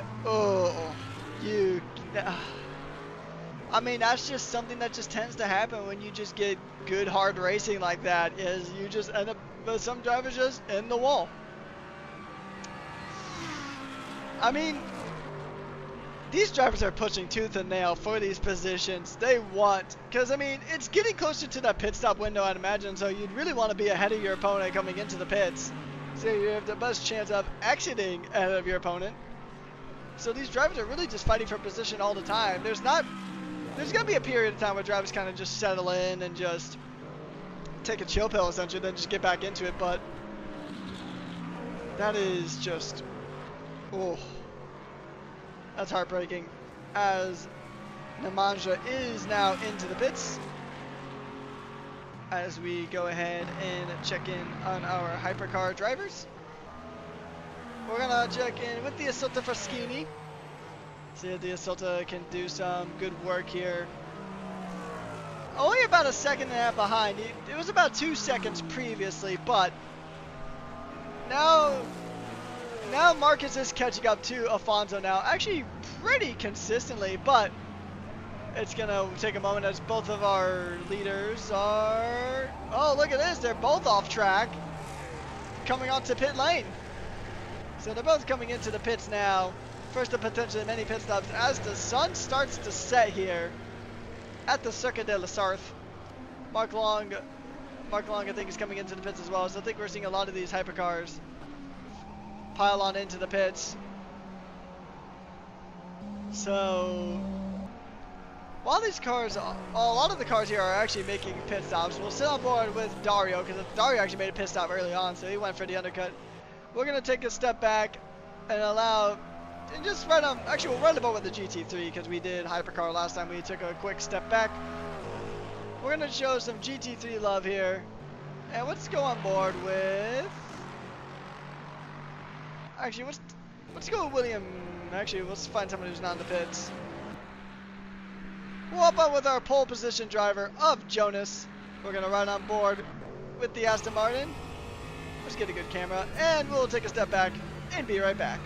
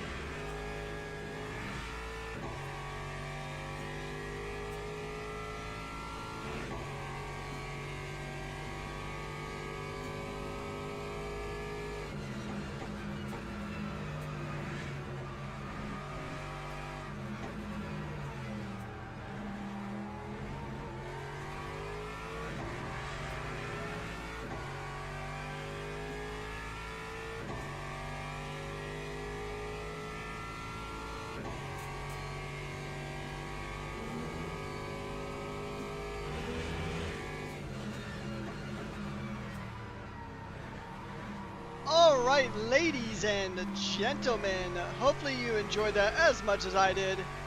It's always good to hear these beautiful machines at work. And then we're going to go ahead and just give you guys a quick rundown on how everything has been throughout the race here. So right now, just taking a look at everything. Actually, that would probably explain a few things. But anyways, we're going to take a look at the top 5 right now in each category. It is, and Marcus Waltersdorfer is back in the lead of the race so far in the hypercar category in the Assunta Fraschini. And then Alex Zavanzo not too far behind in second. Dario Osorio in P3. Fritz Morawetz in P4. Henry Girard in P5. And then for the GT3s, it is Jonas Bergqvist, Francisco Chavez, Jack Powell, Nico Peretz, and James Polson rounding out the top 5 in those categories. So we're going to jump on back. It's a battle for P4 at the moment between Fritz and Henry. These two are going to fight it out as the sun sets here, the headlights come on, and now another challenge of driving in the dark. Some drivers are good at it, other drivers are bad at it. We'll see how this works. there's not as much lighting here as there is at some other circuits. You may think of a lot of the Formula 1 circuits that race at night are very well lit, with the floodlights just illuminating the track like no major difference between the time of days. But here, there's a lot of times where you pretty much the only light you're gonna get is from your headlights and the cars around you. So makes things a bit trickier. It's gonna give you a really good challenge of your depth perception. If you can see just how close the car is ahead of you and how your mind perceives that. As we see these cars just get around the Mustangs effortlessly, almost in synchronization, as they go ahead and make their way on through. It is a fantastic run. We're gonna see the lights are flashing, and as we see Mark Long try to get past the GT3 cars, which he does so successfully as the Aston Martin roars its way through. And we can just hear that V12 just ripping on through. And this is interesting because now we're really seeing the point where the traffic is starting to get pretty heavy here, as we're down to about an hour and 35 minutes left in this race, as Mark Long gets past another GT3 car. So this is the battle for fourth, as we're seeing here.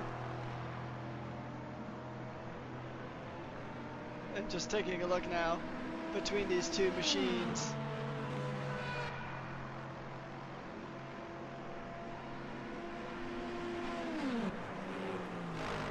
Just taking a look, let's just compare the last lap time between the two.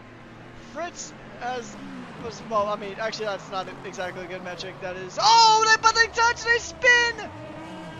Another battle ended by an unfortunate collision between the two. That's gotta be damage. Oh, that's heartbreaking to see. The stewards are gonna have a bit of a tough time with this one. That is for certain. A bit of contact between the drivers is what I'm noticing. Johnny Luna is out of the race. So is William Stickley and Huki Kalisto, all out of this race here. So we have lost 5 drivers now. There are 22 or 20, actually no, we've lost 6 drivers with 21 still in the race. 21 cars still fighting it out for supremacy here at one of the most prestigious races of them all. Well, in our case, the most prestigious race of them all, the 2.4 hours of Le Mans. This has been a race that has been talked about for quite some time now, as we see the BMW of Jesse Verwer trying to get past the McLaren here. I believe that was Chris Kyle he's trying to get past here. He's going to try to fire it up the inside. Surprised the McLaren's really giving him no quarter. I mean, he's supposed to let the BMW on through, so that's a bit of a questionable one for Chris Kyle to really try to fight out that BMW. He's not fighting against anybody. He's quite a ways away from Poulsen here in P7. Another yellow flag. Wonder what is causing that. It was cleared up very quickly, so it might just be a car running wide. As the lights go out, the headlights come on, passing the Corvette, and the Corvette's flashing him too, so maybe that's where the contact was, or the yellow flag I should say, between the Cadillac and the Corvette, the two American machines, both General Motors machines, just not exactly being nice to each other on track right now. This field has spread out quite a bit now, as it tends to do around this point. So let's go ahead and show some love to the hypercars for a while, see if there's any straw battles here. Henry is actually now closing in on Drury here, so the two Toyotas soon to go at it. The Toyota with the GT1 Heritage livery. Honestly, my favorite livery on this Toyota. So it's very good to see that some love for the retro throwback livery. Honestly, I'm on the boat of I feel like Toyota should have kept that livery for at least the entirety of the season. But I digress. still very cool to see it here at LSR for the third season of the Le Mans Ultimate Series. And it is round 4 here at the Circuit de la Sarthe. And while we do have some gaps here, let's go and talk about the calendar for the upcoming races. So, just going ahead and bring up the calendar, we'll talk about it a bit. So taking a look now, actually, as I go to find it. I will find it eventually. I know sometimes things do take a while to find, especially if it's been a while since you actually found those things, but I know we have a pretty fired up calendar this season. Some good tracks and some kind of unfortunate tracks, but it'll be interesting to see, honestly. I'm still trying to find that. Actually, I think I know where I am. Might find it. Just a bit of a moment as we go in and sort this all out. But we're still going to stay on board, keep an eye on the battles. We see some flashing lights as the Toyota gets on through the traffic.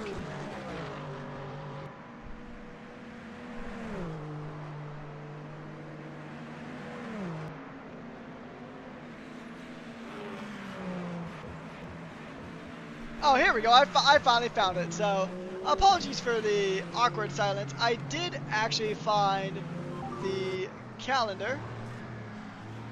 And hello, Formula Jonah. Welcome on in, or welcome back into the stream, I should say.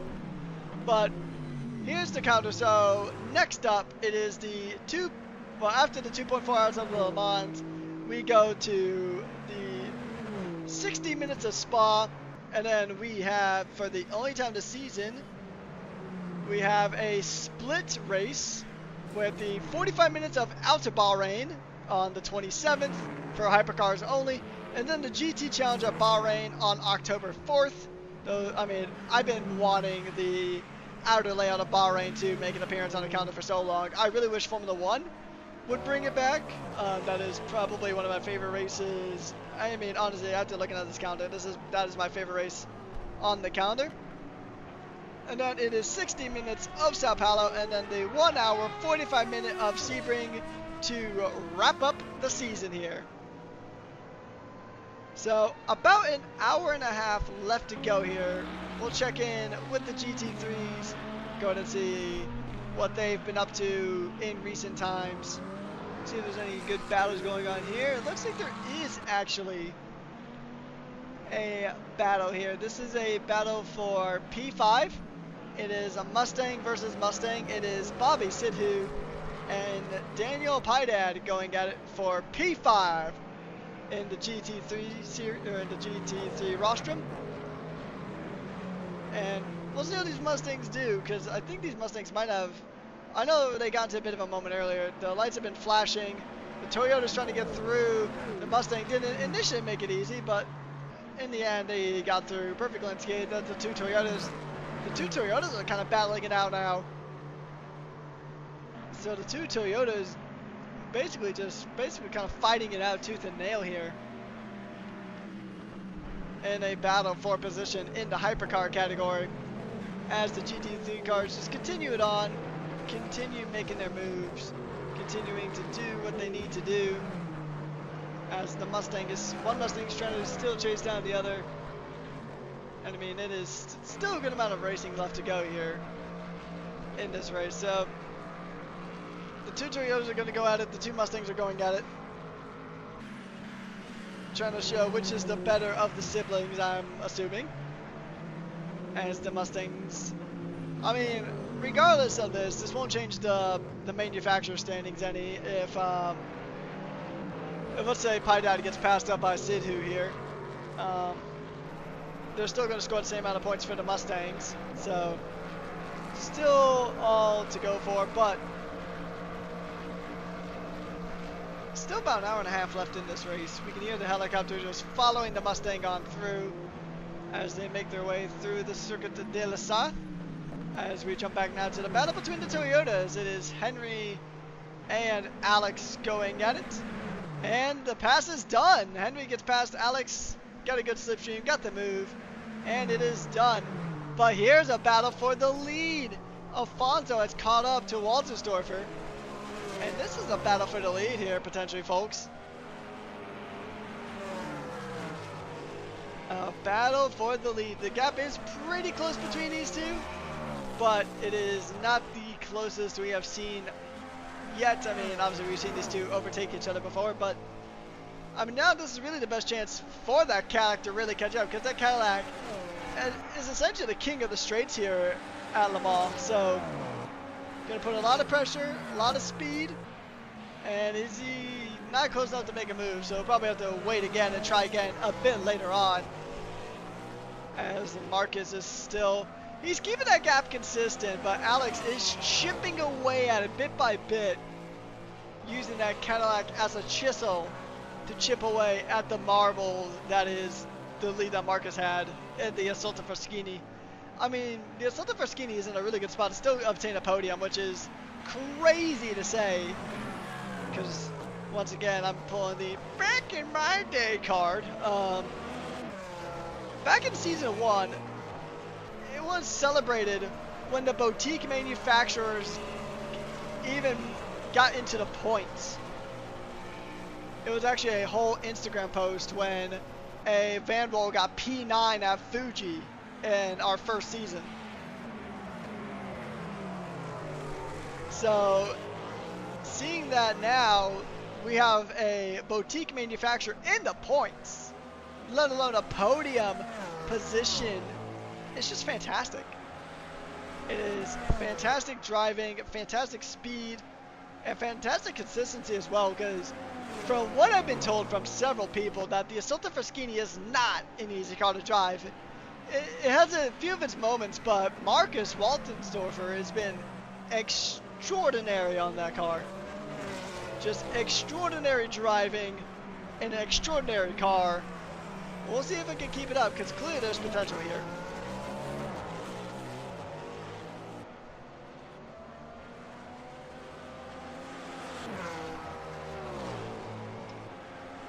And I'm going to also go ahead and give out the, probably one of several official hydration warnings here from LSR and myself. Be sure to go ahead and drink some water.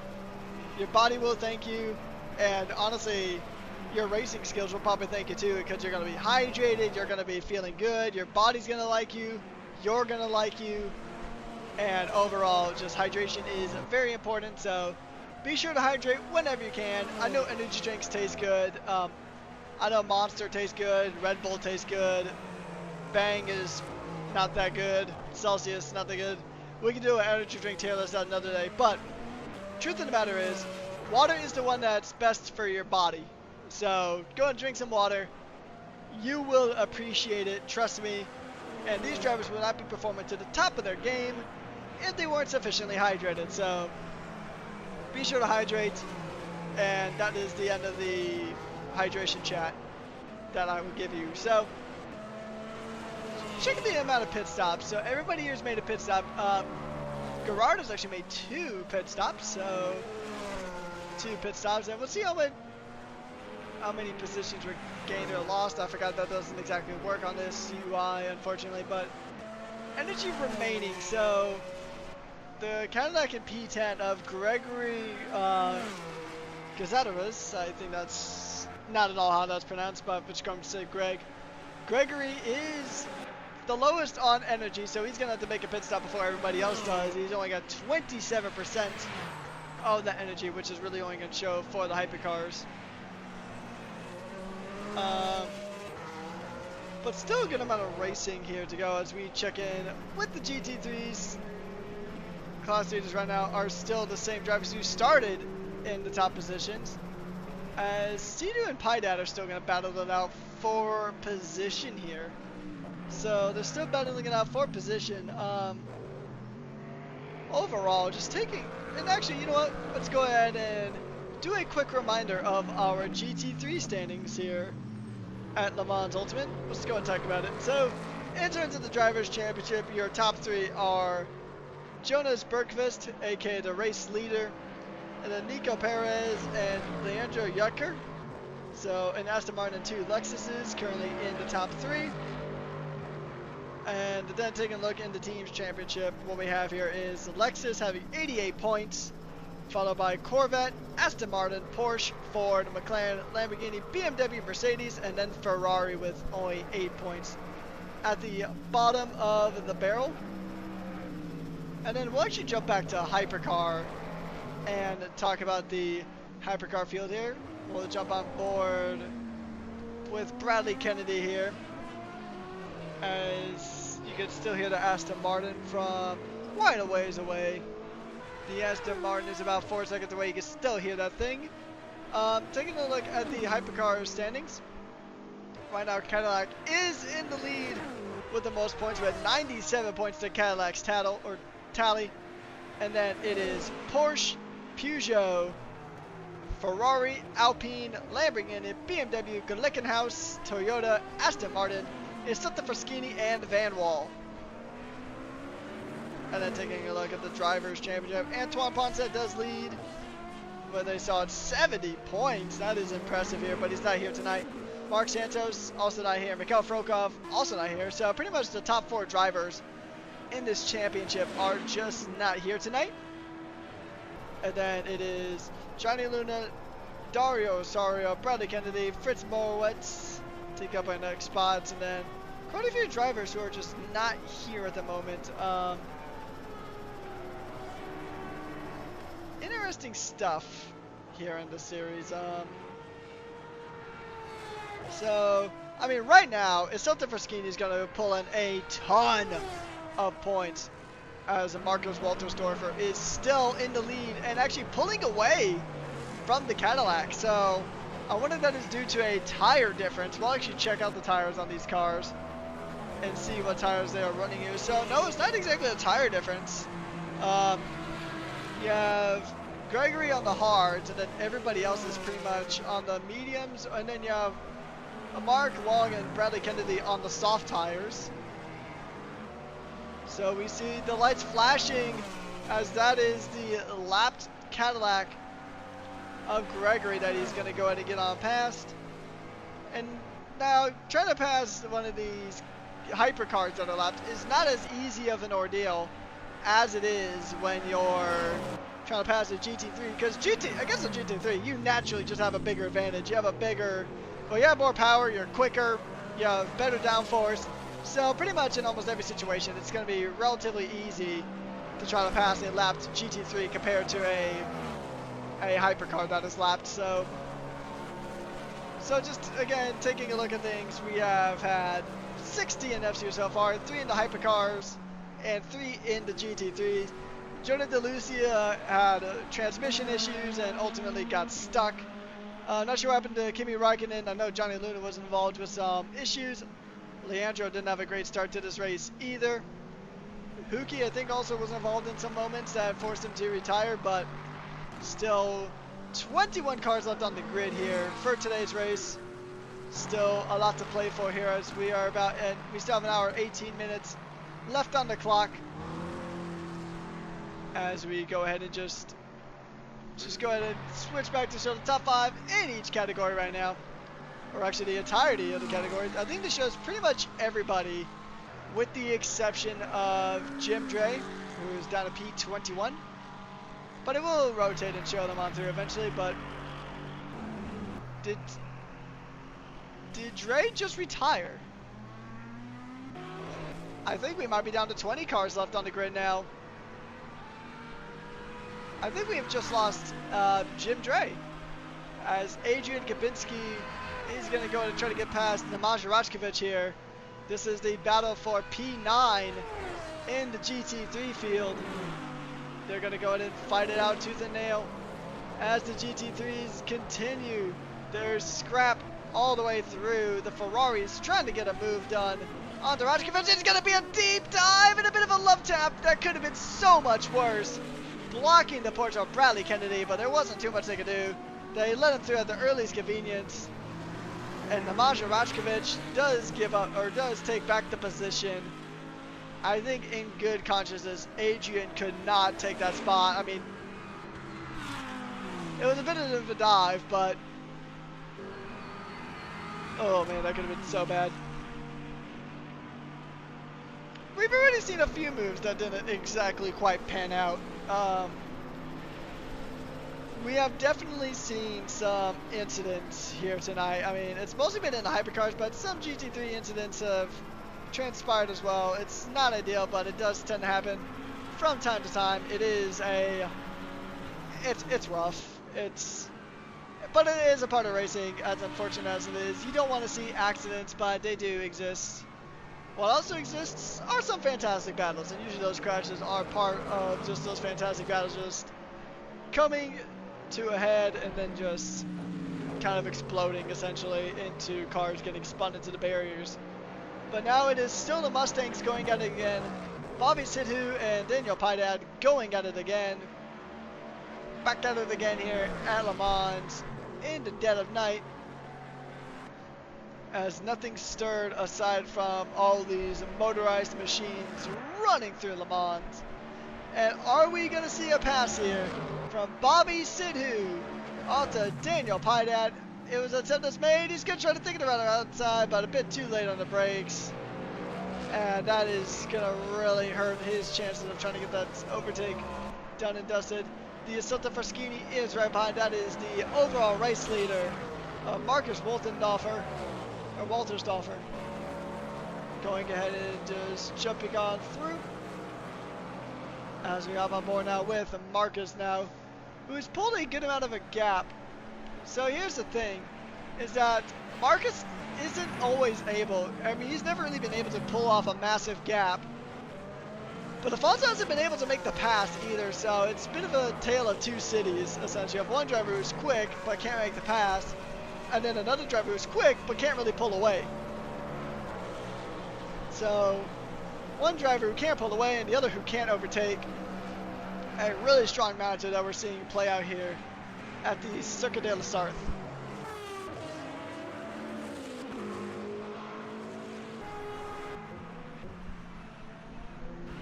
Watching through with quite a few of these cars now as they just make their way through. Not particularly any battles happening at the moment. We'll go ahead and show you everybody that is still in the race, or at least our top 20. So, Sidhu and Piedad are still battling. Look at this! Oh, the Toyota getting spun around. I think that was Jim Dre, who actually made a pit stop earlier, going very wide. So I think Jim Dre, I think, was the cause of that. Just kind of boxed in the Toyota and forced him to spin on out. And that is Alex Drury's day getting a bit trickier as they make their way through. Definitely flashing the lights, getting on past. That was not a great moment there, but it could have taken out both drivers, but you still got to feel for Alex.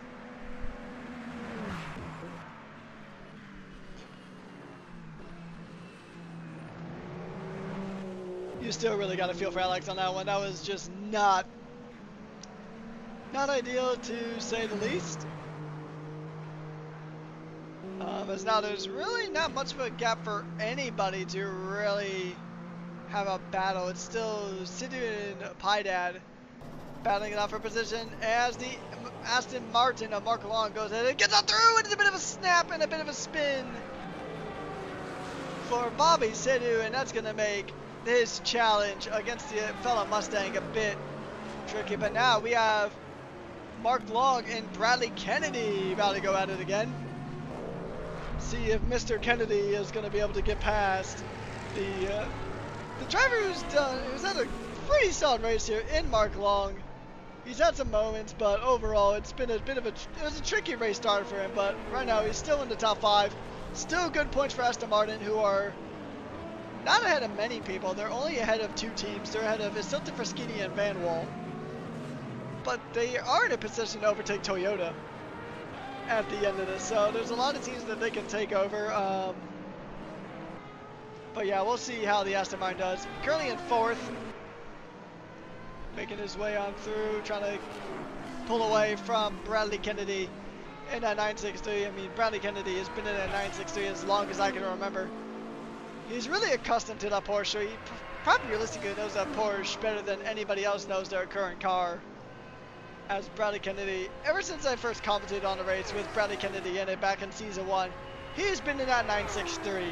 So the 963 is a car that he knows very well, a car he's very comfortable with, and he's going to try to put pressure onto the Aston, but that Aston is rapid down the straights. Just a rapid machine in general, and that's a loud one too. You can still hear it from a good ways away.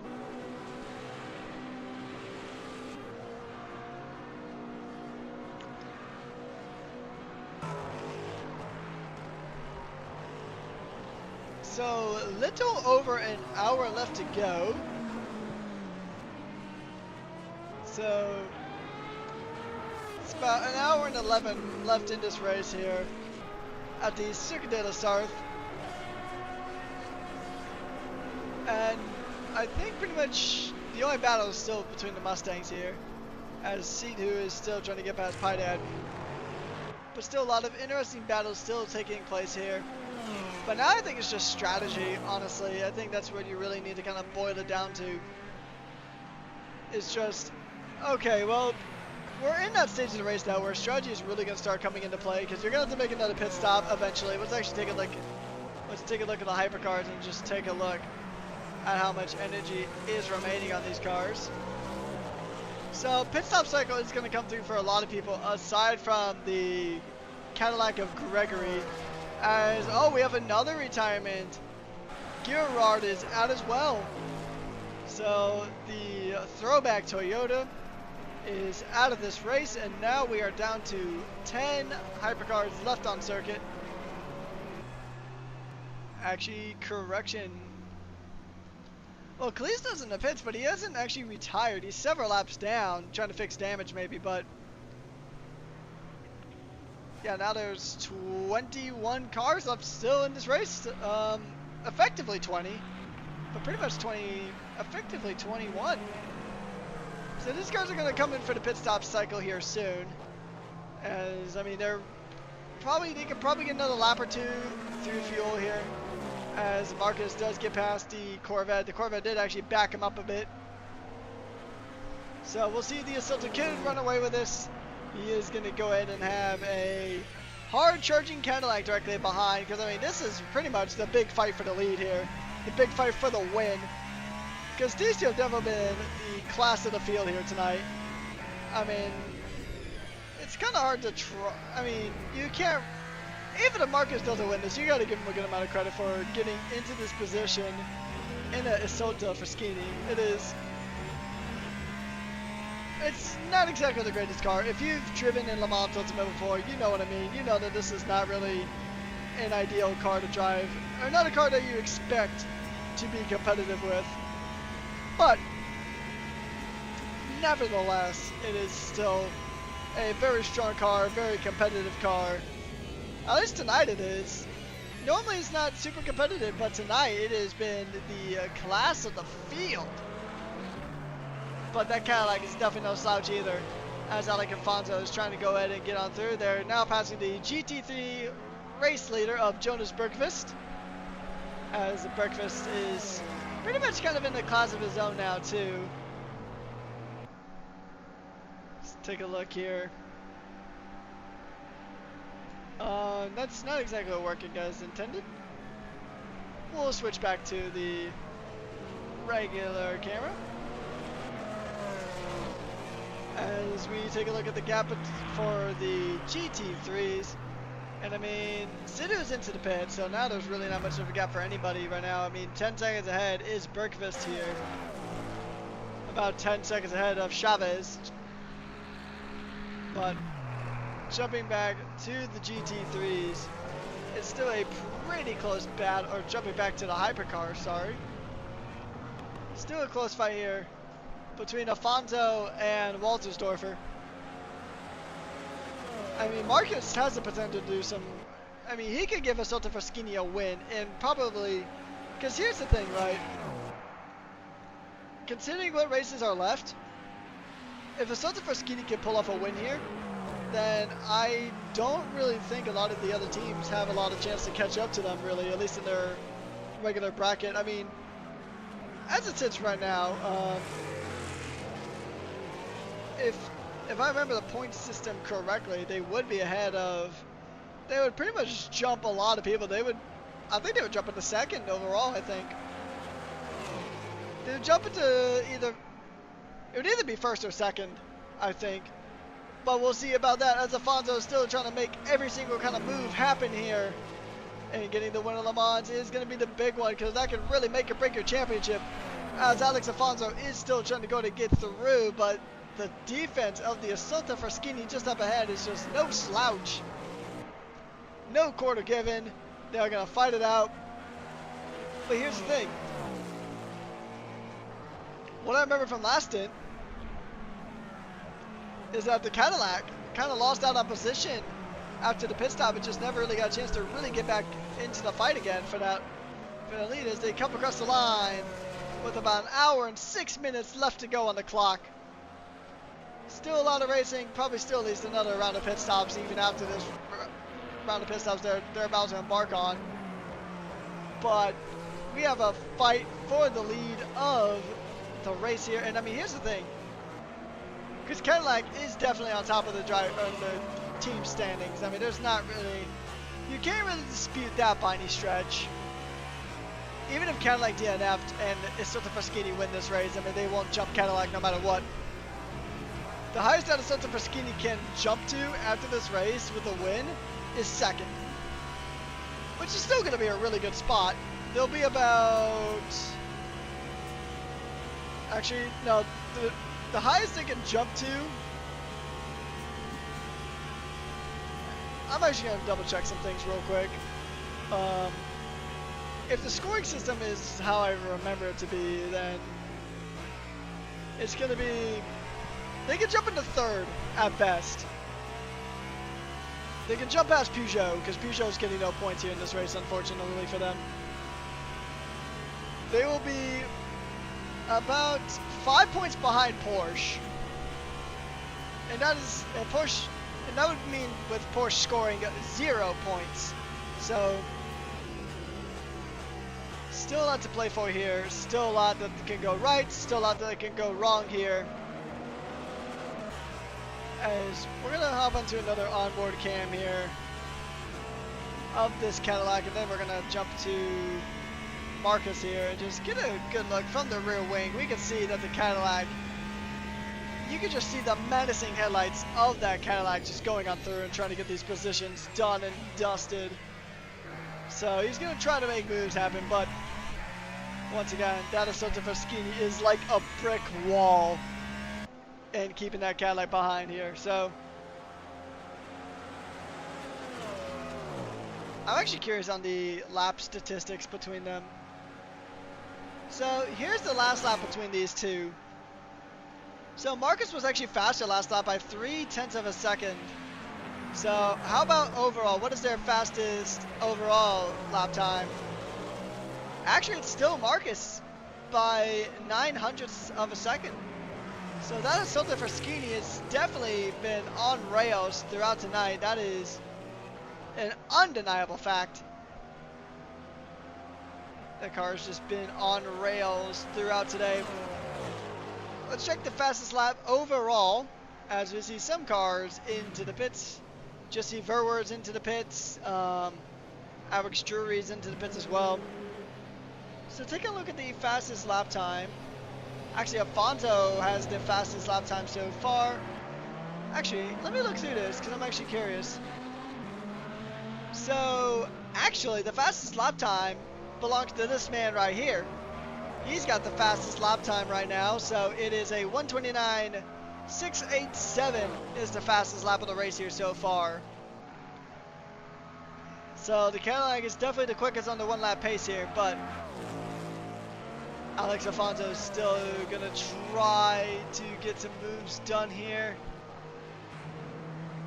as they go on through. But I mean, it's such a tricky situation to be in for these drivers, because I mean, you're almost gonna have to play chicken with the pit stops.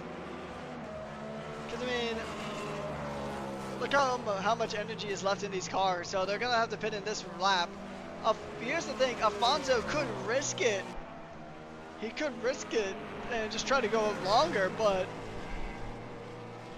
he's just gonna lose more time because he's gonna have to go slow in order to not run out of fuel. So yeah, both of these cars are 100% going to pit in this lap. Mark Long might be able to stay out for another one. Morowitz should be able to stay out for another lap, but for the most part, there's going to be quite a few cars coming on into the pits with about an hour left to go here in this 2.4 hours of Le Mans here.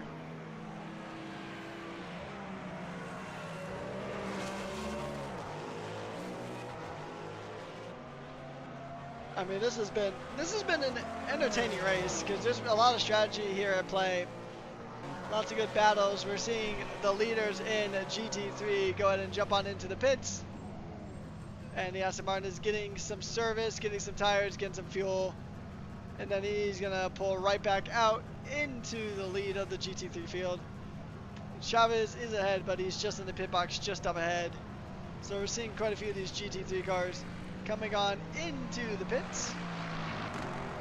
As it still says Callisto is in this race. I don't think he is, honestly, but if Callisto is in this race, then he is finishing dozens of laps down.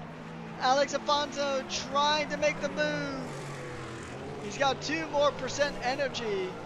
And look at this. He had a better exit than the Assetto Fraschini. Alex Alfonso into the lead of the 2.4 hours of Le Mans. And that is the pass he needed. He needed this pass.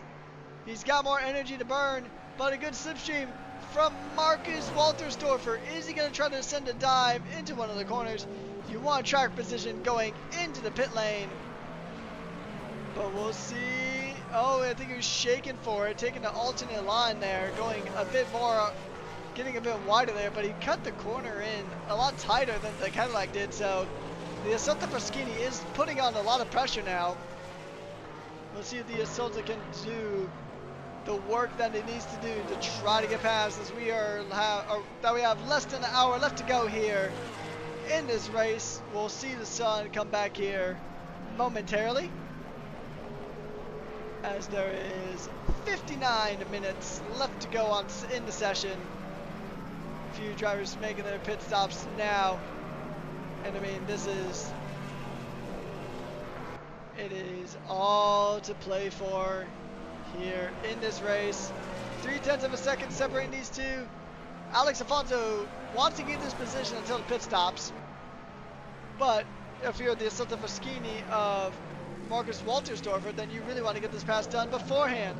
But he won't have the time. Oh, but he goes deep. Look at this. Alex Alfonso going deep. He went deep past the pits, and Waltersdorfer gets a pass done in the pits because the Cadillac went wide.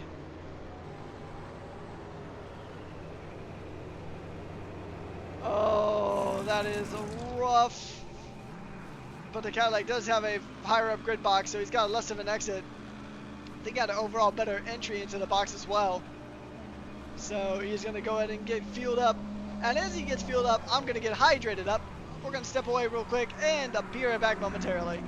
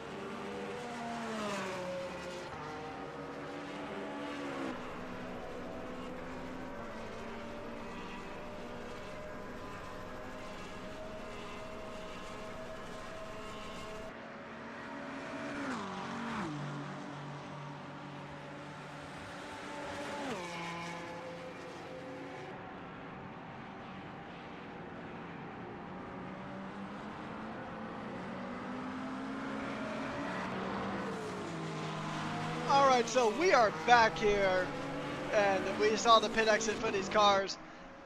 And I think the interesting thing is that Waltersdorfer is able to get those tires fired up quicker. So he's able to just make more progress on the colder tires. So they both have opted to go into the soft tires as well for this stint. So it'll be a bit of a... They'll be quick off the get-go, as we see quite a few drivers making their way into the pits. So quite a few drivers still, I think, well, I guess it's just the GT3 cars that don't really, or actually, maybe the GT car thing is just blacked out. Unsure, honestly. I will say, it does feel like a lot of times that, unfortunately, the LMU overlays are kind of more built for the hypercars and has more features for the hypercars compared to the GT3s. But oh well, it's fine. We make do with what we got, but at least we still have some awesome racing. Honestly, the issues with the overlays, they're easy to deal with, because especially when we got the awesome racing going on here, that it's barely even a second thought. As now we have a GT3 battle between Chris Kyle. Having a bit of a snap. His battle's going to be against traction into the wall. Off that car goes to rear wing. And Chris Kyle having a rough moment there. Into the wall. And that's going to take some repairs. That's going to take some time off. I wonder if that was just cold tires. Cold tires, I think, might have done him in there. That's rough. I know cold tires are pretty much a nemesis to a lot of people. Here is the current GT3 race leader of Nico Perez, who I think still needs to pit in at some point here soon. We'll check in on our GT3s, see how they're doing. So no real battles here in GT3. Still some drivers trying to fight it out, but they're going to have to fight it out more based on strategy than race pace. But I think Nico Perez still needs to pit in soon, so I think Jonas Bergqvist is still in the GT3 race leader. Talking about hypercars. We're on board now with Alex Drury, and things are pretty much spread out pretty far here as well. Kalisto is still registered that he's in the race, but he is 15 laps down. I wonder if they're fixing something on that Ferrari to try to still at least give Ferrari some points. Because I think as long as you finish now at this stage, you're going to get points. So I wonder if that's it. Maybe Ferrari is just trying to make sure that they stay in the race to get points. Yeah, I'm not too sure. Personally, I would want to be out there and just try to race it out, but Riley Kennedy is ahead of Alex Afonso. Although I think there might be a quicker pit stop ahead for Kennedy, because I don't think he pitted in with. No, he did actually pit in with everybody else, because he's the only Porsche hypercar on track. So that's a strategy jump that's going to really hurt his race, as Kennedy is ahead of Afonso. Afonso must have also had a moment too. That's also a very realistic explanation there, as we are down to 52 minutes left to go on the track, as we have a battle here for P2 overall. It is between Alex Afonso and Marcus Waltersdorfer. Alex has had some really good pace today, but unfortunately I think he's just made a few too many mistakes. The pit lane thing, I mean, I think if he didn't mess up that pit lane entry, he would have jumped Waltersdorfer through the pits, or he would have stayed ahead, but unfortunately for him, that's just not what happened, and he lost on position, and they ended up losing another position to Alex Afonso. The sun is coming back up here in France, so we're gonna the headlights will soon turn off, and then it'll be natural sunlight yet again for the final hour of the race. It is expected to be still a little bit cloudy, but no rain is expected for today's race. And Bradley Kennedy goes deep into the corner, goes a bit into the gravel, and that is going to allow Alex Afonso to jump in for P2 as he's going to try again to go ahead and try to bring it to Waltersdorfer.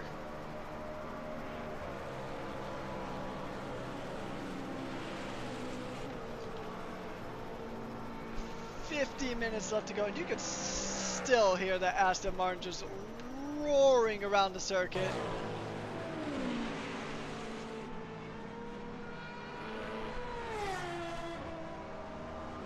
I mean, it's going to be good points for Aston Martin still. P4, pretty solid points, especially with how many points you can pull away from this race here, but still a lot of points for Aston Martin, a team that really has only 6 points to their name. So it'll be a massive points haul here. There's going to be a good amount of points hauls for a lot of teams and drivers. I mean, Isolta Fraschini is going to be the big one. They're going to pull away, I mean, 7 seconds of a difference between the two. But, I mean, even if he gets second place, that's going to be a humongous points haul for Isolta Fraschini. They're going to be able to jump pretty much... At this stage, they're going to jump Peugeot, I think. Yeah, I mean, at best, he'll be in third overall. But, I mean, even if he's in second, I think he'll still be in third. Because Peugeot is not scoring any points. So they'll either be really close to Peugeot or ahead of Peugeot. Which is pretty crazy considering that Isolta is a boutique manufacturer. But every underdog has its day. And I think this time, it is going to be the Isolta Fraschini. At least having a good day. I'm not predicting a race win here yet for the Isolta Fraschini, as the Cadillac is making up some serious ground now. We'll check in about the last lap between the two. So Afonso was about 1800ths quicker, I want to say. So not by a lot. But, I mean, you still got about 49 minutes left to go of racing here, so there's still a good amount of racing left to go. And there's a lot of time for this to kind of boil over as the gap is... It's ebbing and flowing right now, which is not what Afonso needs. Alex Afonso needs... I mean, he needs that gap to start shrinking. He doesn't really want this gap to kind of ebb and flow, because ultimately it's still the same kind of net gain, essentially. But now the gap is really closed in. This is the gap that he wants. Actually, no, it's the gap to himself and Bradley Kennedy. This gap isn't really closing, though. And Afonso needs this gap to close in. Bradley would want this gap to pull away from Mark, but just taking a look now, just overall, I mean, kind of a tricky spot for some of these cars.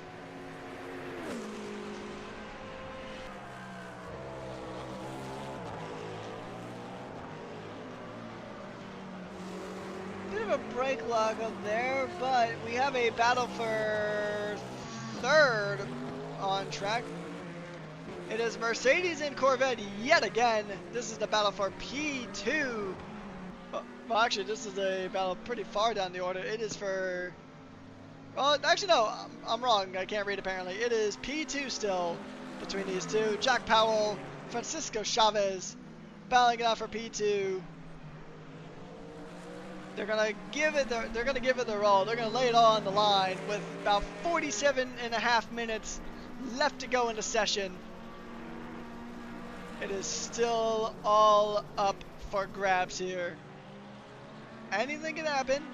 Still good amount of racing left to go, but it is still anybody's race here as we watch this fantastic battle between the V8s.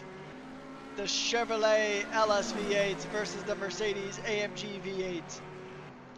They're gonna go for it. Chavez, he's got the slipstream. He's essentially bump drafting, and he's got the inside line. He's gonna try to make this move stick. It's a drag race between the two. The Corvette, I think, is winning that drag race ever so slightly going into the corner. He's got the inside line. And Mercedes will try to hold that out, but the Corvette gets it done. Francisco Chavez into P2. Into P2 he goes. A fantastic pass there by the Chevrolet, by Francisco. And it is a very well earned pass. And actually that gap is already about half a second, so the Corvette pace is definitely there. We do have a battle for hypercars between Mark Long and Bradley Kennedy. This is the battle for third, and if Aston Martin could get a podium, then that would be fantastic. If we could see that podium kind of happen for Aston Martin. I would love to see it. As much as I would love to see Silva Fraschini get a win, but it's all up for grabs. I mean, the only predictable thing about racing is that racing itself is unpredictable. You can always know that it's always going to be a massive question mark until the checkered flag waves. But look at this. Look how close the Aston Martin is getting to the back of that Porsche. Mark Long trying to put pressure on the Bradley Kennedy now as they make their way down the straight. I wonder if there's going to be enough. And also the Cadillac of Dario Osario here is going to try to make a move. He's got a front row seat to this action if one of these two make a mistake. If there's contact, then the Cadillac is going to be the direct beneficiary. But look at this. The gap is going to be close. You saw a bit of a brake lock up there from Mark Long. He's got the cleaner line up the inside, but not as good of an exit. But this is the same straight where we saw the Corvette take the Mercedes. You know, we're going to see it here. Is the Aston Martin going to win this drag race? It's winning it so far. But he's got to hold it. Mark Long in a podium position now. Bit of contact, bit of bumping around between Bradley Kennedy and Mark Long here.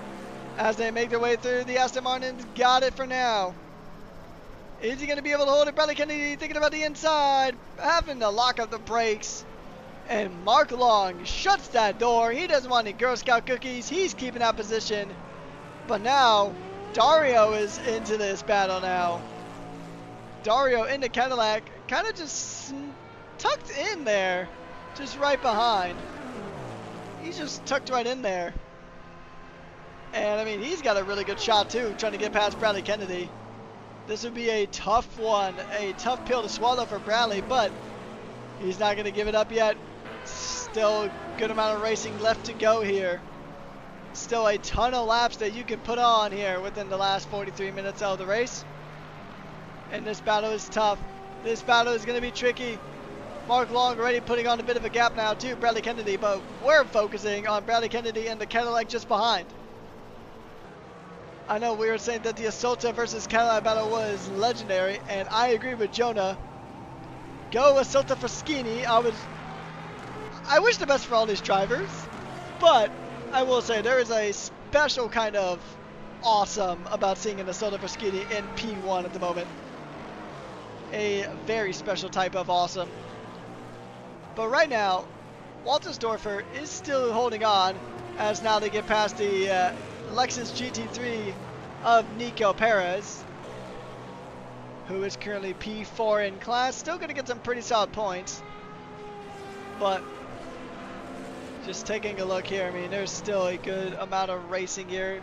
Good amount of gaps now formed up with pretty much everybody. As now we might see some moves here on the Mulsanne Straight. The Mulsanne Straight is really where you're going to start seeing things really start kind of coming to life here. As they make their way through the first half of the Mulsanne Straight. They're going to come up to some lap traffic soon as Jack Powell and Francisco Chavez still going to try to give it their all, but Chavez has definitely got a quicker pace in that Corvette. Pulling that gap ever so slightly as the Cadillac of Alex Afonso gets on through. Now, taking a look at the last lap between these cars here, between our lead drivers.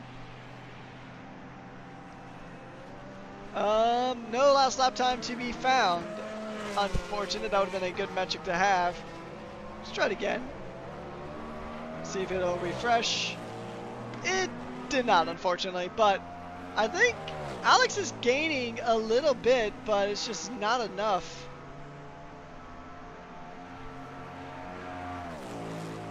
Oh, you know what? Hang on. I think I know what the issue was.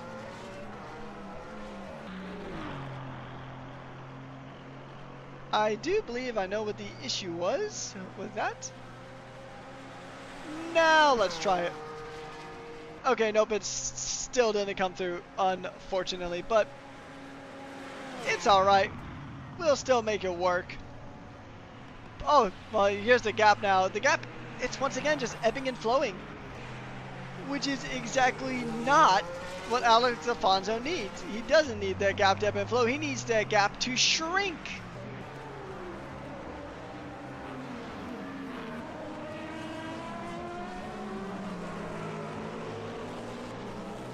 He really just needs that gap to shrink as much as humanly possible. But it's tricky. I mean, it's clear that the Isolde Fraschini does have some really rapid pace. And I think the only place where Alfonso can really catch it is on the straights. So he's going to make the most of those straights, because it does have that straight line advantage against the Isolde, but the Isolde seems to have him on the corner. So it's a bit of a trade-off. Alex Alfonso will be in a better spot with that trade-off due to the fact that this track does have two massive straights on it.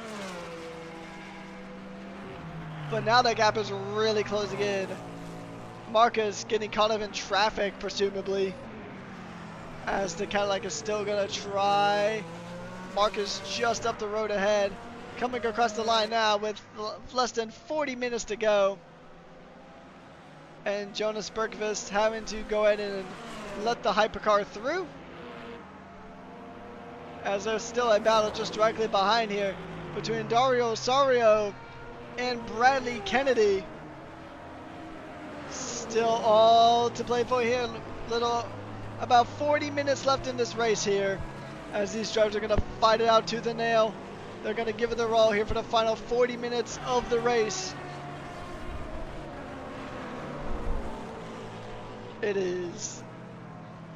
It's going to be a tough one for these drivers, because the sun is back up, so that's going to make things a bit easier to see, but it's going to make things a bit easier to defend as well, and harder to overtake, because now you can I think that might have been a bit of a wall contact there for Bradley Kennedy, unless it was really close of them trying to get past Jonas Bergqvist there in the Aston Martin, who himself has got a very nice lead, about an 18-second lead to Chavez behind. They go side by side, deeper onto the brakes, and the Cadillac gets on through. Dario Osorio into P4, and he is going to make that one stick for a bit. That could have been terrifying, to say the least, as they're catching up pretty quickly to the Aston Martin. As the Aston Martin isn't really pulling away here. This battle, this three-way fight is going to continue again. But, oh, you know what? I saw there's a yellow flag that might have been for Alfonso, because Alfonso must have had a bit of a moment, because now that gap was closing pretty rapidly between himself and Woltensdorfer, but now the gap is back up to almost, it was over 9 seconds for a while. So now the Aston Martin might be looking for a P2 finish, which, I mean, this whole race just seems like, at least in the hypercars, it just seems like it is a really tough day if you're one of the normally front-running teams here. But if you're one of those teams that's kind of like towards the back or the middle, then you're in a really dang good spot.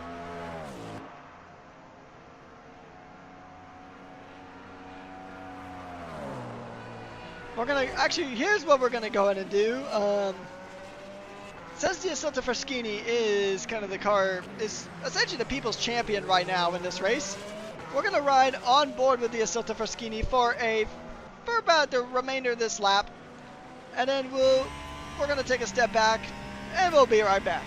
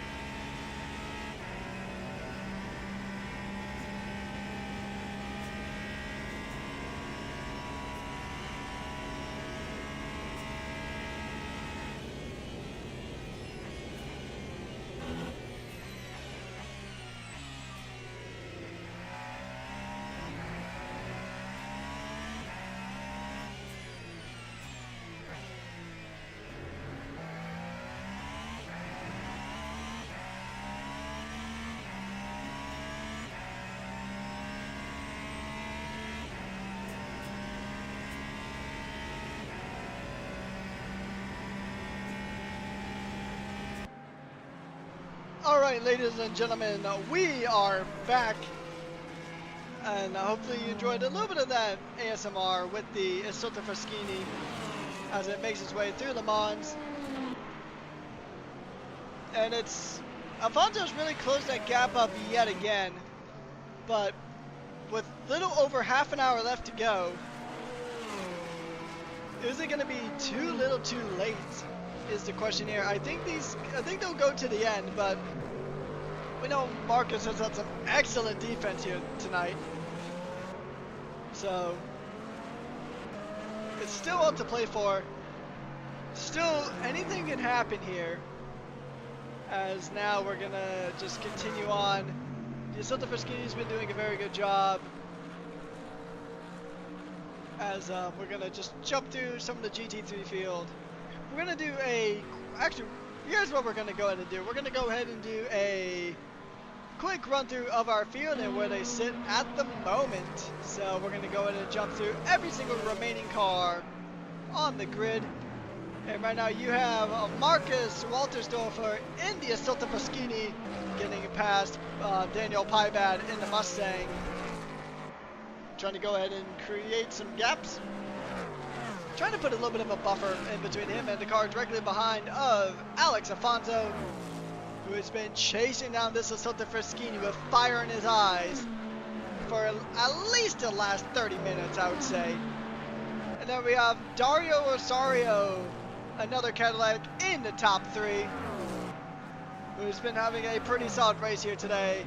Bradley Kennedy just behind in the Porsche in the 960, and then we have Fritz Morowitz in the BMW, and then it is Mark Long in the Aston Martin, who recently made a pit stop. And then we have Jesse Furwar also in a BMW P7, Max Drury in the Toyota in P8, and then the last of the hypercars now currently making a pit stop, it is Gregory Kakartzis, or Katsaris. I think the G might be silent on that. I'll have to get confirmation at a later point for that.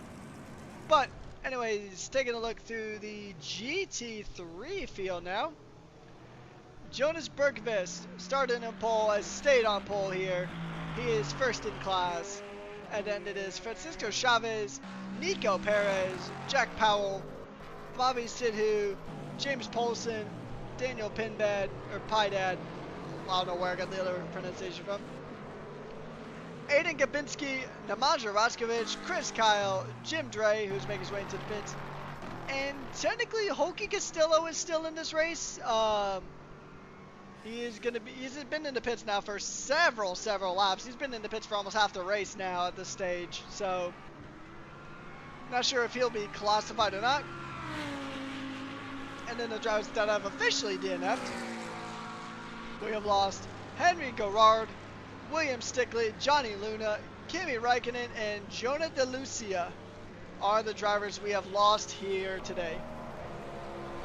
So as we go to see the BMW get overtaken by the Cadillac, that is just a lapped BMW.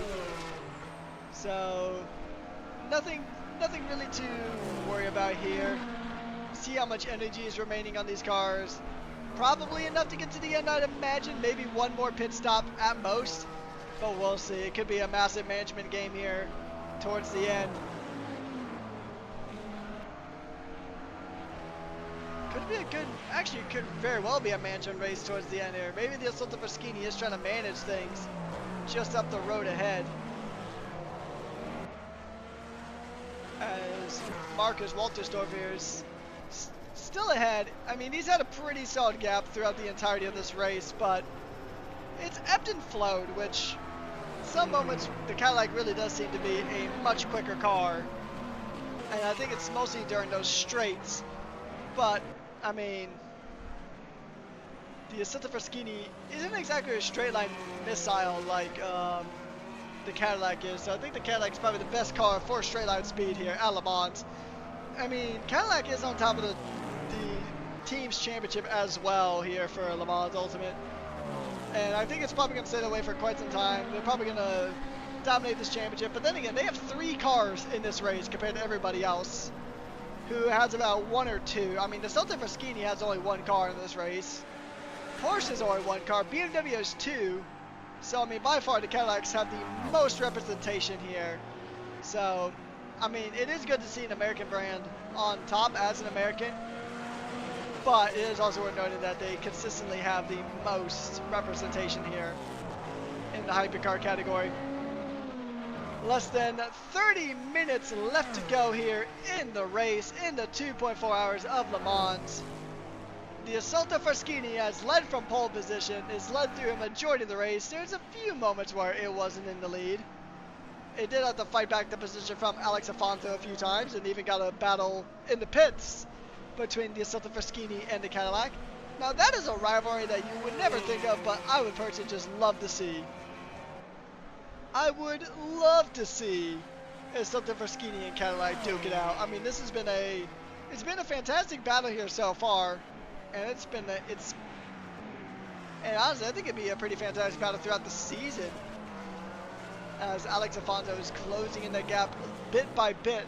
Now they were on the soft tires, so I mean those soft tires might start to fall away here a bit. So we'll see. That might be a bit of the reason why Alfonso is catching up. Regardless of what the actual reason is, the fact remains, Alex Alfonso in that Cadillac is catching up pretty quickly. But for now, we'll drop down to the GT3s because we have a battle here between the Mustangs. Once again, it is James Poulsen and Daniel Piedad battling it out for position here. And it is still all to play for here in this race. I mean, who knows what could happen? We could see a massive spin. We could see contact. We could see everything just come to a head really quickly. I mean, you never know what's going to happen. I mean, it's Le Mans. It's racing in general. I mean, nothing is certain. Everything is fought for. So, we'll see if Piedad can keep Poulsen behind as they make their way through. A good run here. Not enough real estate for Poulsen to make a move, but... Oh, well, that's a way to make a move, and there's contact and a spin. He cut their corner, contact and a spin, but Poulsen does the sportsman-like thing and just lets him keep the position. James Poulsen knew he was at fault there, so he's going to allow Piedad to kind of pull away a bit now in that Mustang.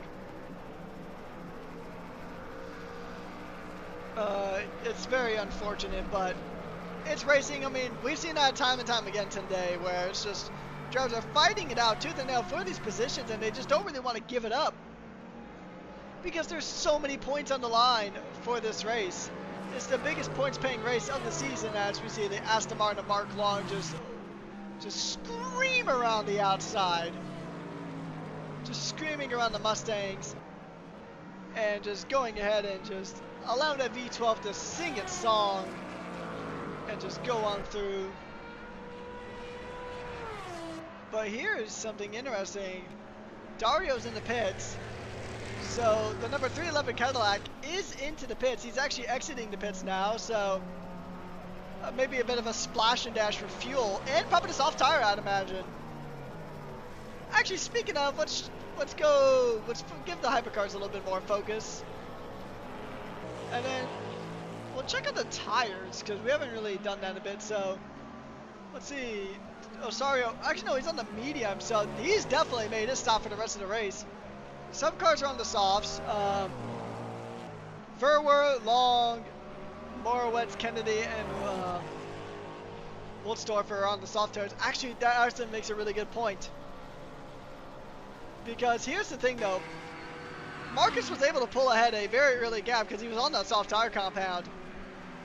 And he just had more grip. But now, late into the race, he just doesn't have the same grip. Alfonso's got more grip on the tires because the mediums are meant to go longer. So pretty much, for those of you who may be new to motorsport, new to racing, and you're not sure how the tires work, long story short is you have the medium, which is a very good 50-50, equal on speed, grip, and endurance. And then you have the soft tire, like what this Silta Fraschini is on, where it's quick, it's aggressive, and it's got a ton of grip, but that grip doesn't last long. And then you have the hard tire, which nobody is really using right now, where the hard tire has not a lot of grip, not a lot of speed, but it's got excellent durability. It'll keep that grip for longer. So right now where it sits is that, and because of the difference between the soft and the medium, the soft tire is going to have more initial grip, but the medium is going to have more grip later on. So it's either immediate punchiness or later punchiness. Pretty much how it's going to go between these two. It's still all to play for, though. I mean, this race is not over yet. The Silta Fraschini's got a little bit of life back in it, and it's starting to pull that gap away again from Alex Afonso. Now taking a look once again at our top 5 in each class. We're just going to go over that really quickly. And I mean, there is a mighty gap in between Bergqvist and Perez, but they're going to score close to the same in terms of points, despite the gap. So, interesting battles going on here. I mean, everybody is kind of spread out at this point now, so I mean, really, this race does just kind of get to like a management standpoint later on, as Sidhu and Gabinski are going to go ahead and go at it. The Ford versus Ferrari battles. We'll see him in 2027 when Ford joins the hypercar rostrum. So we'll see how this one does go ahead and play out between these teams, between these cars, between these drivers. Ford versus Ferrari. It's a rivalry almost as old as motorsport itself. And it is going to be a thunderous run here. And not too far up ahead, there's two other Mustangs really kind of duking it out, as the Mustang is now going to go ahead and put pressure onto the Ferrari. We'll see if this battle is going to go ahead and provide some entertaining action, because it's definitely providing a bit of a nightmare scenario for Adrian. Adrian is in P7, so he'll still score some decent points here at Le Mans, which Ferrari really kind of need. But Ford is, I mean, the Ford is pretty much right up on its gearbox essentially. But look at this! The Ferrari's going to try to take on a different Ford, as Poulsen must have had a bit of a moment that allowed him to fall back from Pydad, because Pydad's a good ways up the road now, so he can breathe a sigh, I believe. But now the Mustangs are in, or the Mustangs are sandwiching the Ferrari. Earlier it was Nico Perez in a Mustang sandwich, and now it's Adrian Gabinski. Gabinski, oh, he took a lot of curb there, a lot of the inside line, a bit on the fritz there for that inside line. Calvin, I mean, he pulled away from one Mustang, he's going to try to get the inside of the other. Beautiful move there for Adrian Gabinski there. I mean, that was a very good move. He made the Mustang go brake late and just saw a gap and just took it. I know the age-old Ayrton Senna quote of, if you no longer go for a gap that exists, then you're no longer a racing driver. I know that's been used a lot, probably incorrectly too, for a lot.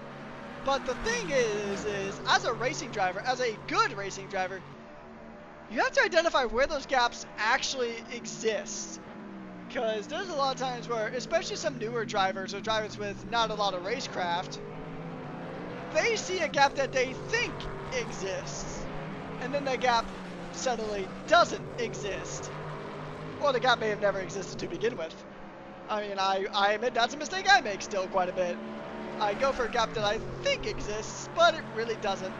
So, a good racing driver knows what is a gap and what looks like a gap, but it really isn't. So, I mean, I know there's been a few people, even some of my personal friends, that say, racing isn't a sport, although I am pretty sure all of us here agree that we know that's just wrong by any stretch of the imagination. It is a physical sport. It is a physical sport, but it's also a mental sport, because you have to have the mental capacity and the mental durability to keep laser focused lap after lap after lap, especially if you're Marcus Waltersdorfer and Alex Afonso, because 18 minutes left to go here, and Alex Afonso is closing that gap up bit by bit, lap after lap. We'll see if we can actually get a lap comparison between the two. Yeah, so Alex Afonso was quicker by 2 seconds that last lap. So Alex was quicker by 2 seconds. So the Cadillac is on the hard charge. He's on the better tire. But here's the thing though. Here is the thing. What about the energy? They're going to make another pit stop. So realistically, whoever's at the pit stop, at the end of whoever comes ahead at the end of the pit stop is got a really good shot at winning this whole thing. Because we have to remember, Marcus has been really strong out of the gates, out of the pit stops. Pretty much every single stint that he has been on, he has been rapid out of the gate. And I mean, there's no doubt that these guys are going to slap on the set of soft tires if they still have them and just go for it. I mean, I definitely would if I was Alex Afonso here in the Cadillac. If I was Alex Afonso, if I had a set of softs ready, I would just chuck them on and go for the best. Because they're not really going to burn out in time for them to really be an issue. I think one of the big proponents, aside from the fact that the Cadillac is better on straight line speed, is the fact that the Cadillac's tires are in a better spot. Those soft tires are probably in free fall right now. There's always a phrase in racing where they've gone off the cliff, essentially, where their performance really starts tanking. At this point, those soft tires have got to be skydiving with how much their performance is really falling off here. This is getting really dicey, really intense, and here we go. It is... I agree with Jonah. This is getting to be a very intense battle here. With little over 15 minutes left to go, 16 minutes left to go on the clock. You're going to get about 5 more laps of racing here, roughly, if you're the hypercars. But, I mean, it's all to play for. It really is just all to play for.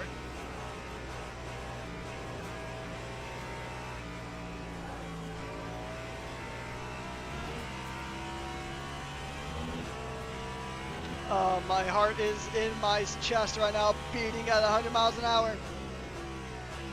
I think, well, here's the thing. I think both of these drivers really need to slap on the soft tires if they got them. We're going to keep a really close eye on this pit stop now. Because Marcus is into the pits. Alex into the pits. Bradley probably soon to follow. It does help that the Isilta Fraschini does have a better, has a closer pit box. Both drivers having to get a bit of an adjustment. So Bradley Kennedy's coming on into the pits as well. We need to keep an eye on this battle. Oh, look at this! And the Isilta Fraschini is out! The Isilta Fraschini is out. What about Alex? Alex is stuck in the pits. Oh, Alex was in the pits for a bit longer than he probably wanted to be. But, oh, this might have kind of put a damper onto the race. They're able to go green now. Oh, but wait a minute. Unless it just hasn't updated yet. I think Waltersdorfer, this must be a thing where the pit thing doesn't update. Because I really doubt that neither one of them opted to grab fuel in. We're going to keep this on for a second, then we're going to switch back. Okay, there we go. It just takes a moment to update. But Waltersdorfer is now at 44% energy, which is essentially like the fuel load. Afonso's, he's got more, but I think the Cadillac ultimately just burns more fuel anyway. Let's check about the tires. What tires are they running? And they went for the opposite. Unless this is also taking a while to update. I mean,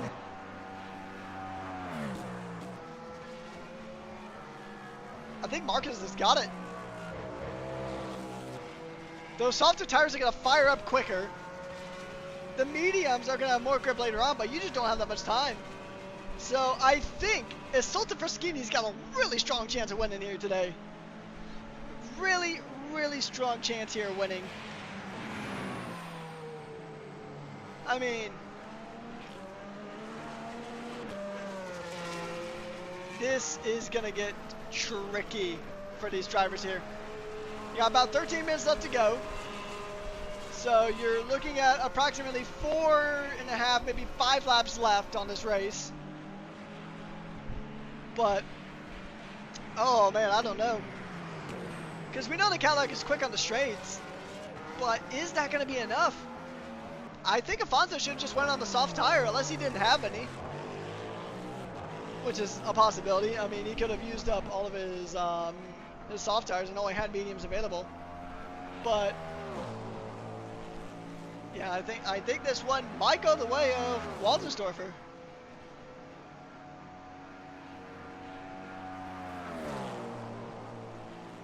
We're gonna jump back here to the GT3s, and Buki is still in this race, by the way. Several laps down, mind you, but he is still in this race. How? I'm not sure. He's in the pits, but hasn't officially retired yet.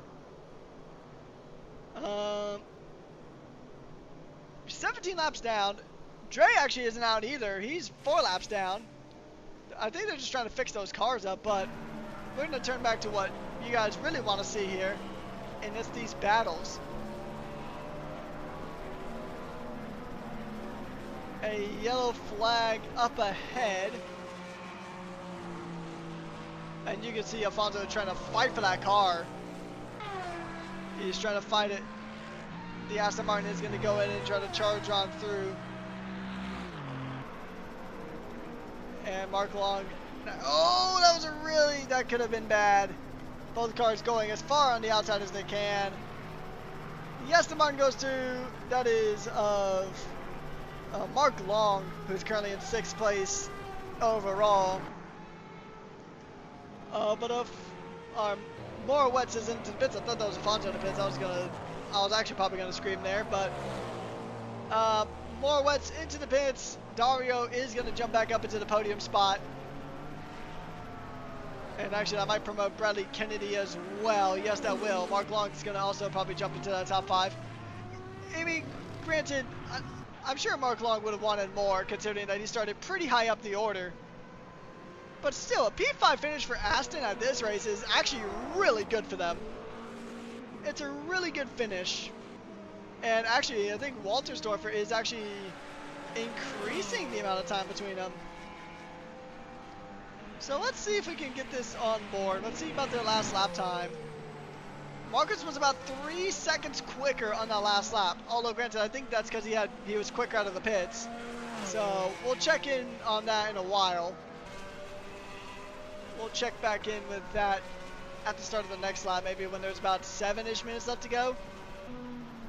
But yeah, now this field is really starting to spread out quite a bit. Nemanja Rajkovic now going ahead and making his way through the Lamborghini, currently in P9 in class, still going to get points. So still in a pretty good spot here. But we did also lose Alex Drury, so there's 18 cars on track, 2 cars still in the race but in the pits repairing stuff. And then we have lost about 7 cars roughly in this race.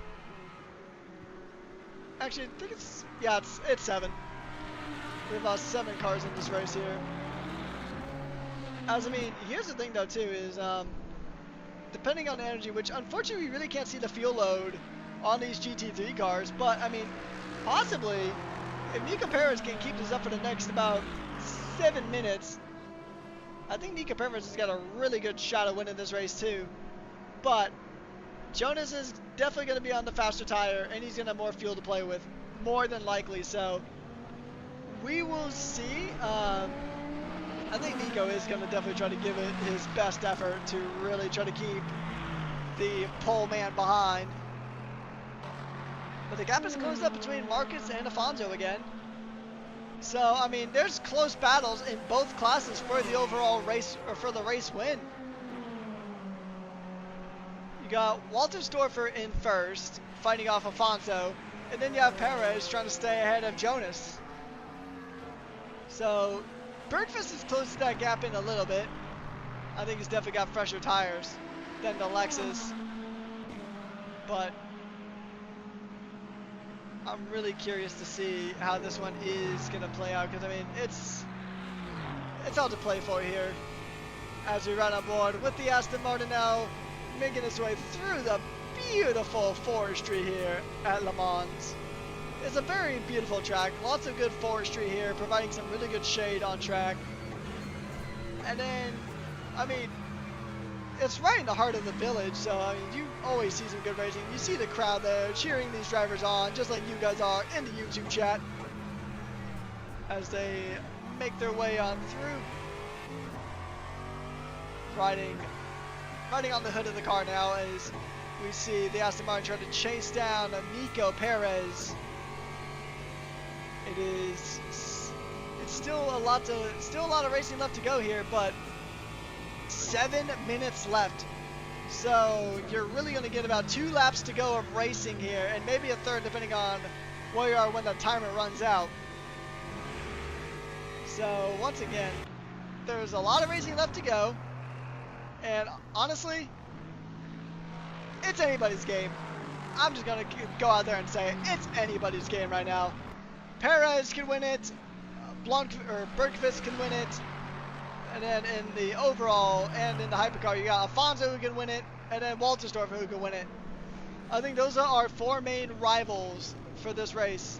Oh, but Nico Perez is into the pit, so that pretty much eliminates him from the equation, as Bergqvist is now going to go ahead and go into the lead, back into the lead. So this is pretty much Bergqvist's race to lose. But looking at Waltersdorfer or Afonso, it's really just between those two in the hypercar class.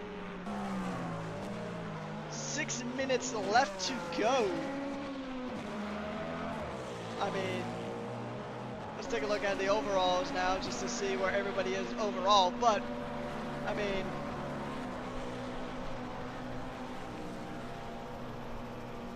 yeah, honestly, this is so crazy that we're this close at the end, because last season, it wasn't really close. Last season wasn't really super close when it came to the end of the 2.4 of Le Mans. This now, it is seconds apart between Afonso and Marcus. Now Afonso is going to get a good amount of a slipstream from the BMW up ahead of Jesse Verwer. So that's going to help him out tremendously, because getting a tow here is super powerful here around the Circuit de LSR. So that's going to really help his case. He's going to go ahead and give it the that could have spelled doom for Afonso with the Mustang there of, I believe that was Poulsen going wide. It was Poulsen just directly behind. But now, I mean, he got past the BMW now, so really, actually, correction, it's not quite a clear track ahead. But Marcus now getting past the Mustang, having a bit of a wiggle there. I think he had to get onto the grass a bit there to get past that Mustang with about 4.5 minutes left to go here. The question is it going to be... Oh, the Mustang hit the wall! Oh, that could have been rough. That was Bobby Sidhu coming into contact with the BMW and the Mustang. The BMW and the Mustang of Piedad getting into it now. That is cars in 2 separate classes. And now Bobby Sidhu has got a really good chance of trying to get this overtake done on the fellow Mustang. Here in the closing stages of the race, 4 minutes left to go. This battle's going to continue on. The Mustangs have been just going at it very consistently here. We'll keep an eye on that gap between Afonso and Waltersdorfer, because that could get really close. But I think in the scuffle of traffic, I think Afonso actually lost a bit of time. to Marcus just up the road ahead. So Alfonso now, he's got about 3.3 seconds of a gap.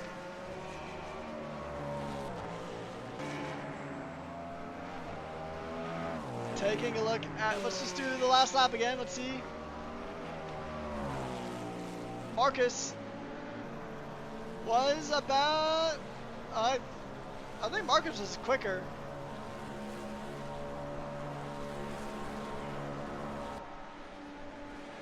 Marcus wasn't, I want to say Marcus was quicker, but I think Alfonso, well, actually no, that would make sense for Walter to be, or Waltersdorfer to be quicker. Because I don't think he was as affected by the traffic as Alfonso was, because Alfonso almost got, I think he actually did get dinged by that one Mustang. But the gap is closing in, so he needs to make up over a second a minute. So, which is going to be really tricky to do, because at that point you got to make up about a second and a half per lap is what you really want to do if you're Alex Alfonso, if you want a shot at winning this race. That is pretty much what you have to do to win here, is you got to get a second a lap quicker than Marcus, which isn't happening at the moment. But it could. It just takes one mistake. That's all it takes. And I mean, if you've ever raced before, you know that it really just takes one simple mistake to really close up that gap astronomically. And I think that better tire grip of the soft tire is helping him out a bit. But not by a lot, because that gap is closed a bit even further. It is still anybody's ball game here. Between the Isilta Fraschini and the Cadillac, it could go anybody's way. Cadillac have had a strong season so far, and they would love to add a 2.4 hour of Le Mans win to their belt. Isilta Fraschini has never won, to my knowledge, in LSR, so this will be the first win for them in the entire series. They would have done something that they were never able to achieve in the real life, and that is get a win. Granted, it's a 2.4 hour Le Mans race and not a 24 hours of Le Mans race, but Isilta Fraschini is in a really good spot to potentially take this. It is now 1.8 seconds, the final minute of racing here. The gap is closing in. Alex Alfonso has got some extra life in that Cadillac. These drivers are going to be racing, going over track limits there for Alex Alfonso. It's going to be one last lap of racing between these two. 36 seconds left on the clock. It is now 30 seconds. Here's the thing, the white flag is out. It's the final lap of the 2.4 hours of Le Mans here at LSR. Lightning Speed Racing is going to go for one more lap here around the Circuit de la Sarthe.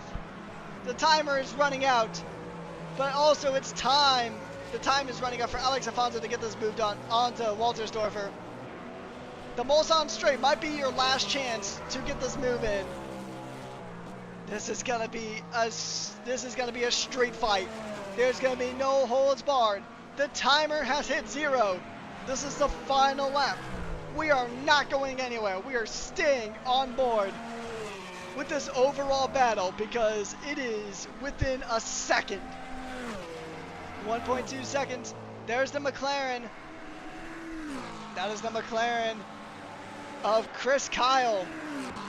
What role is Chris Kyle going to go in and play in this? Is Chris Kyle, you can see this, so the Fraschini scraping as it goes through. It needs better exits. You need to have a better exit than Alex Alfonso. And if you're Alfonso, you need the better exit. Which, I think the Isilta got it by ever so slightly now. As Chris Kyle goes out of the way.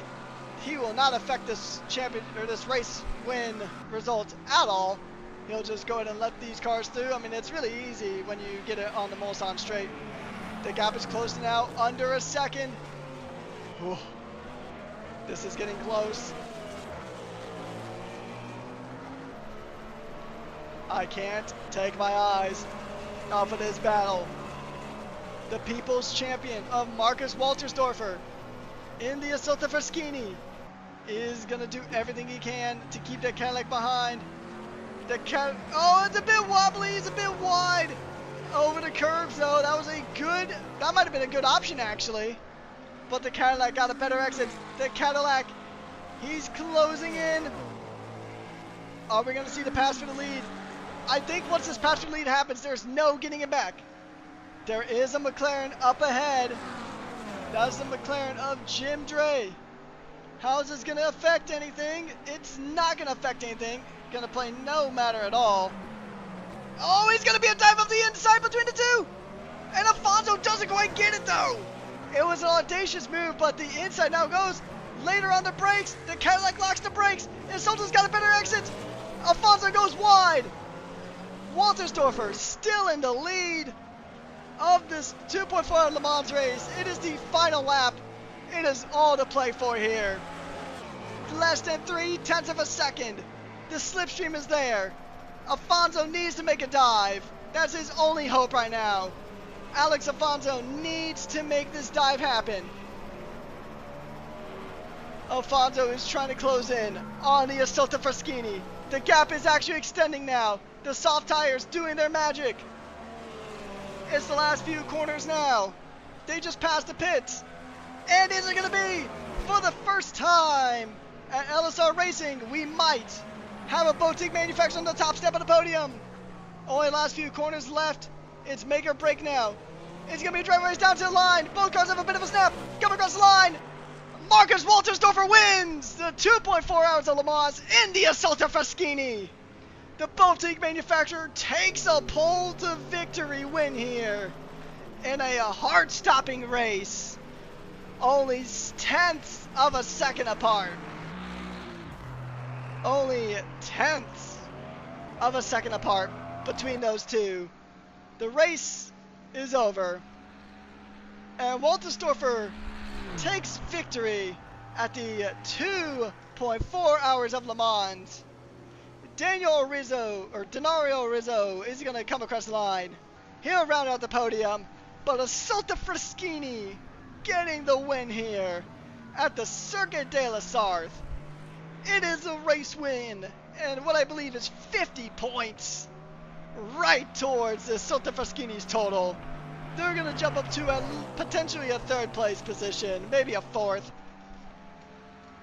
But they're seriously going to rocket up the standings here. Bradley Kennedy's into the pits. The Lighthouse car is still in the pits. Only one more hypercar left to cross the line.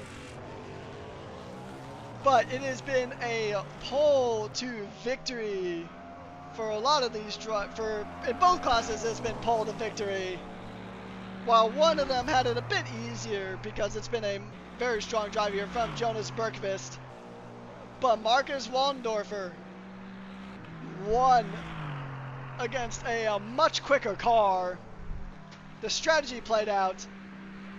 The pace paid out. The consistency played out. Whew. I nearly catch my breath on that one. That was extremely close. I think that is the closest race finish I have ever seen here at LSR. This has been, I mean, we knew it was going to be intense, but man, that was the most intense finish to a race I have ever seen in my time as a commentator for any multi-class race. Whew. The Cadillac of Gregory is going to be the last car to come across the line for the hypercars. There is a yellow flag, but it's not going to affect him any. He'll come home in P8. Not the result he would have wanted, but still some very solid points. Some very strong points here for Gregory. He comes home in P8. Points are paid out to the top 12 in class. And it is a very well-driven win here for Waltersdorfer. Good points here for the other Cadillac, and not too far behind. Making his way through the last few corners now. He's had a strong drive, a dominant drive. Got 17 seconds on the car behind. Jonas Bergqvist wins the 2.4 hours of Le Mans in the GT3 class. And that is the race done and dusted. Francisco will come home in second place in the Corvette, and Jack Powell will come home to round out the podium. The Corvette is going to come across the line in P2. Strong drive from Francisco Chavez, and Jack Powell is now going to come across the line here to round out the podium here in our GT3 category. Whew, what a race. What a race indeed.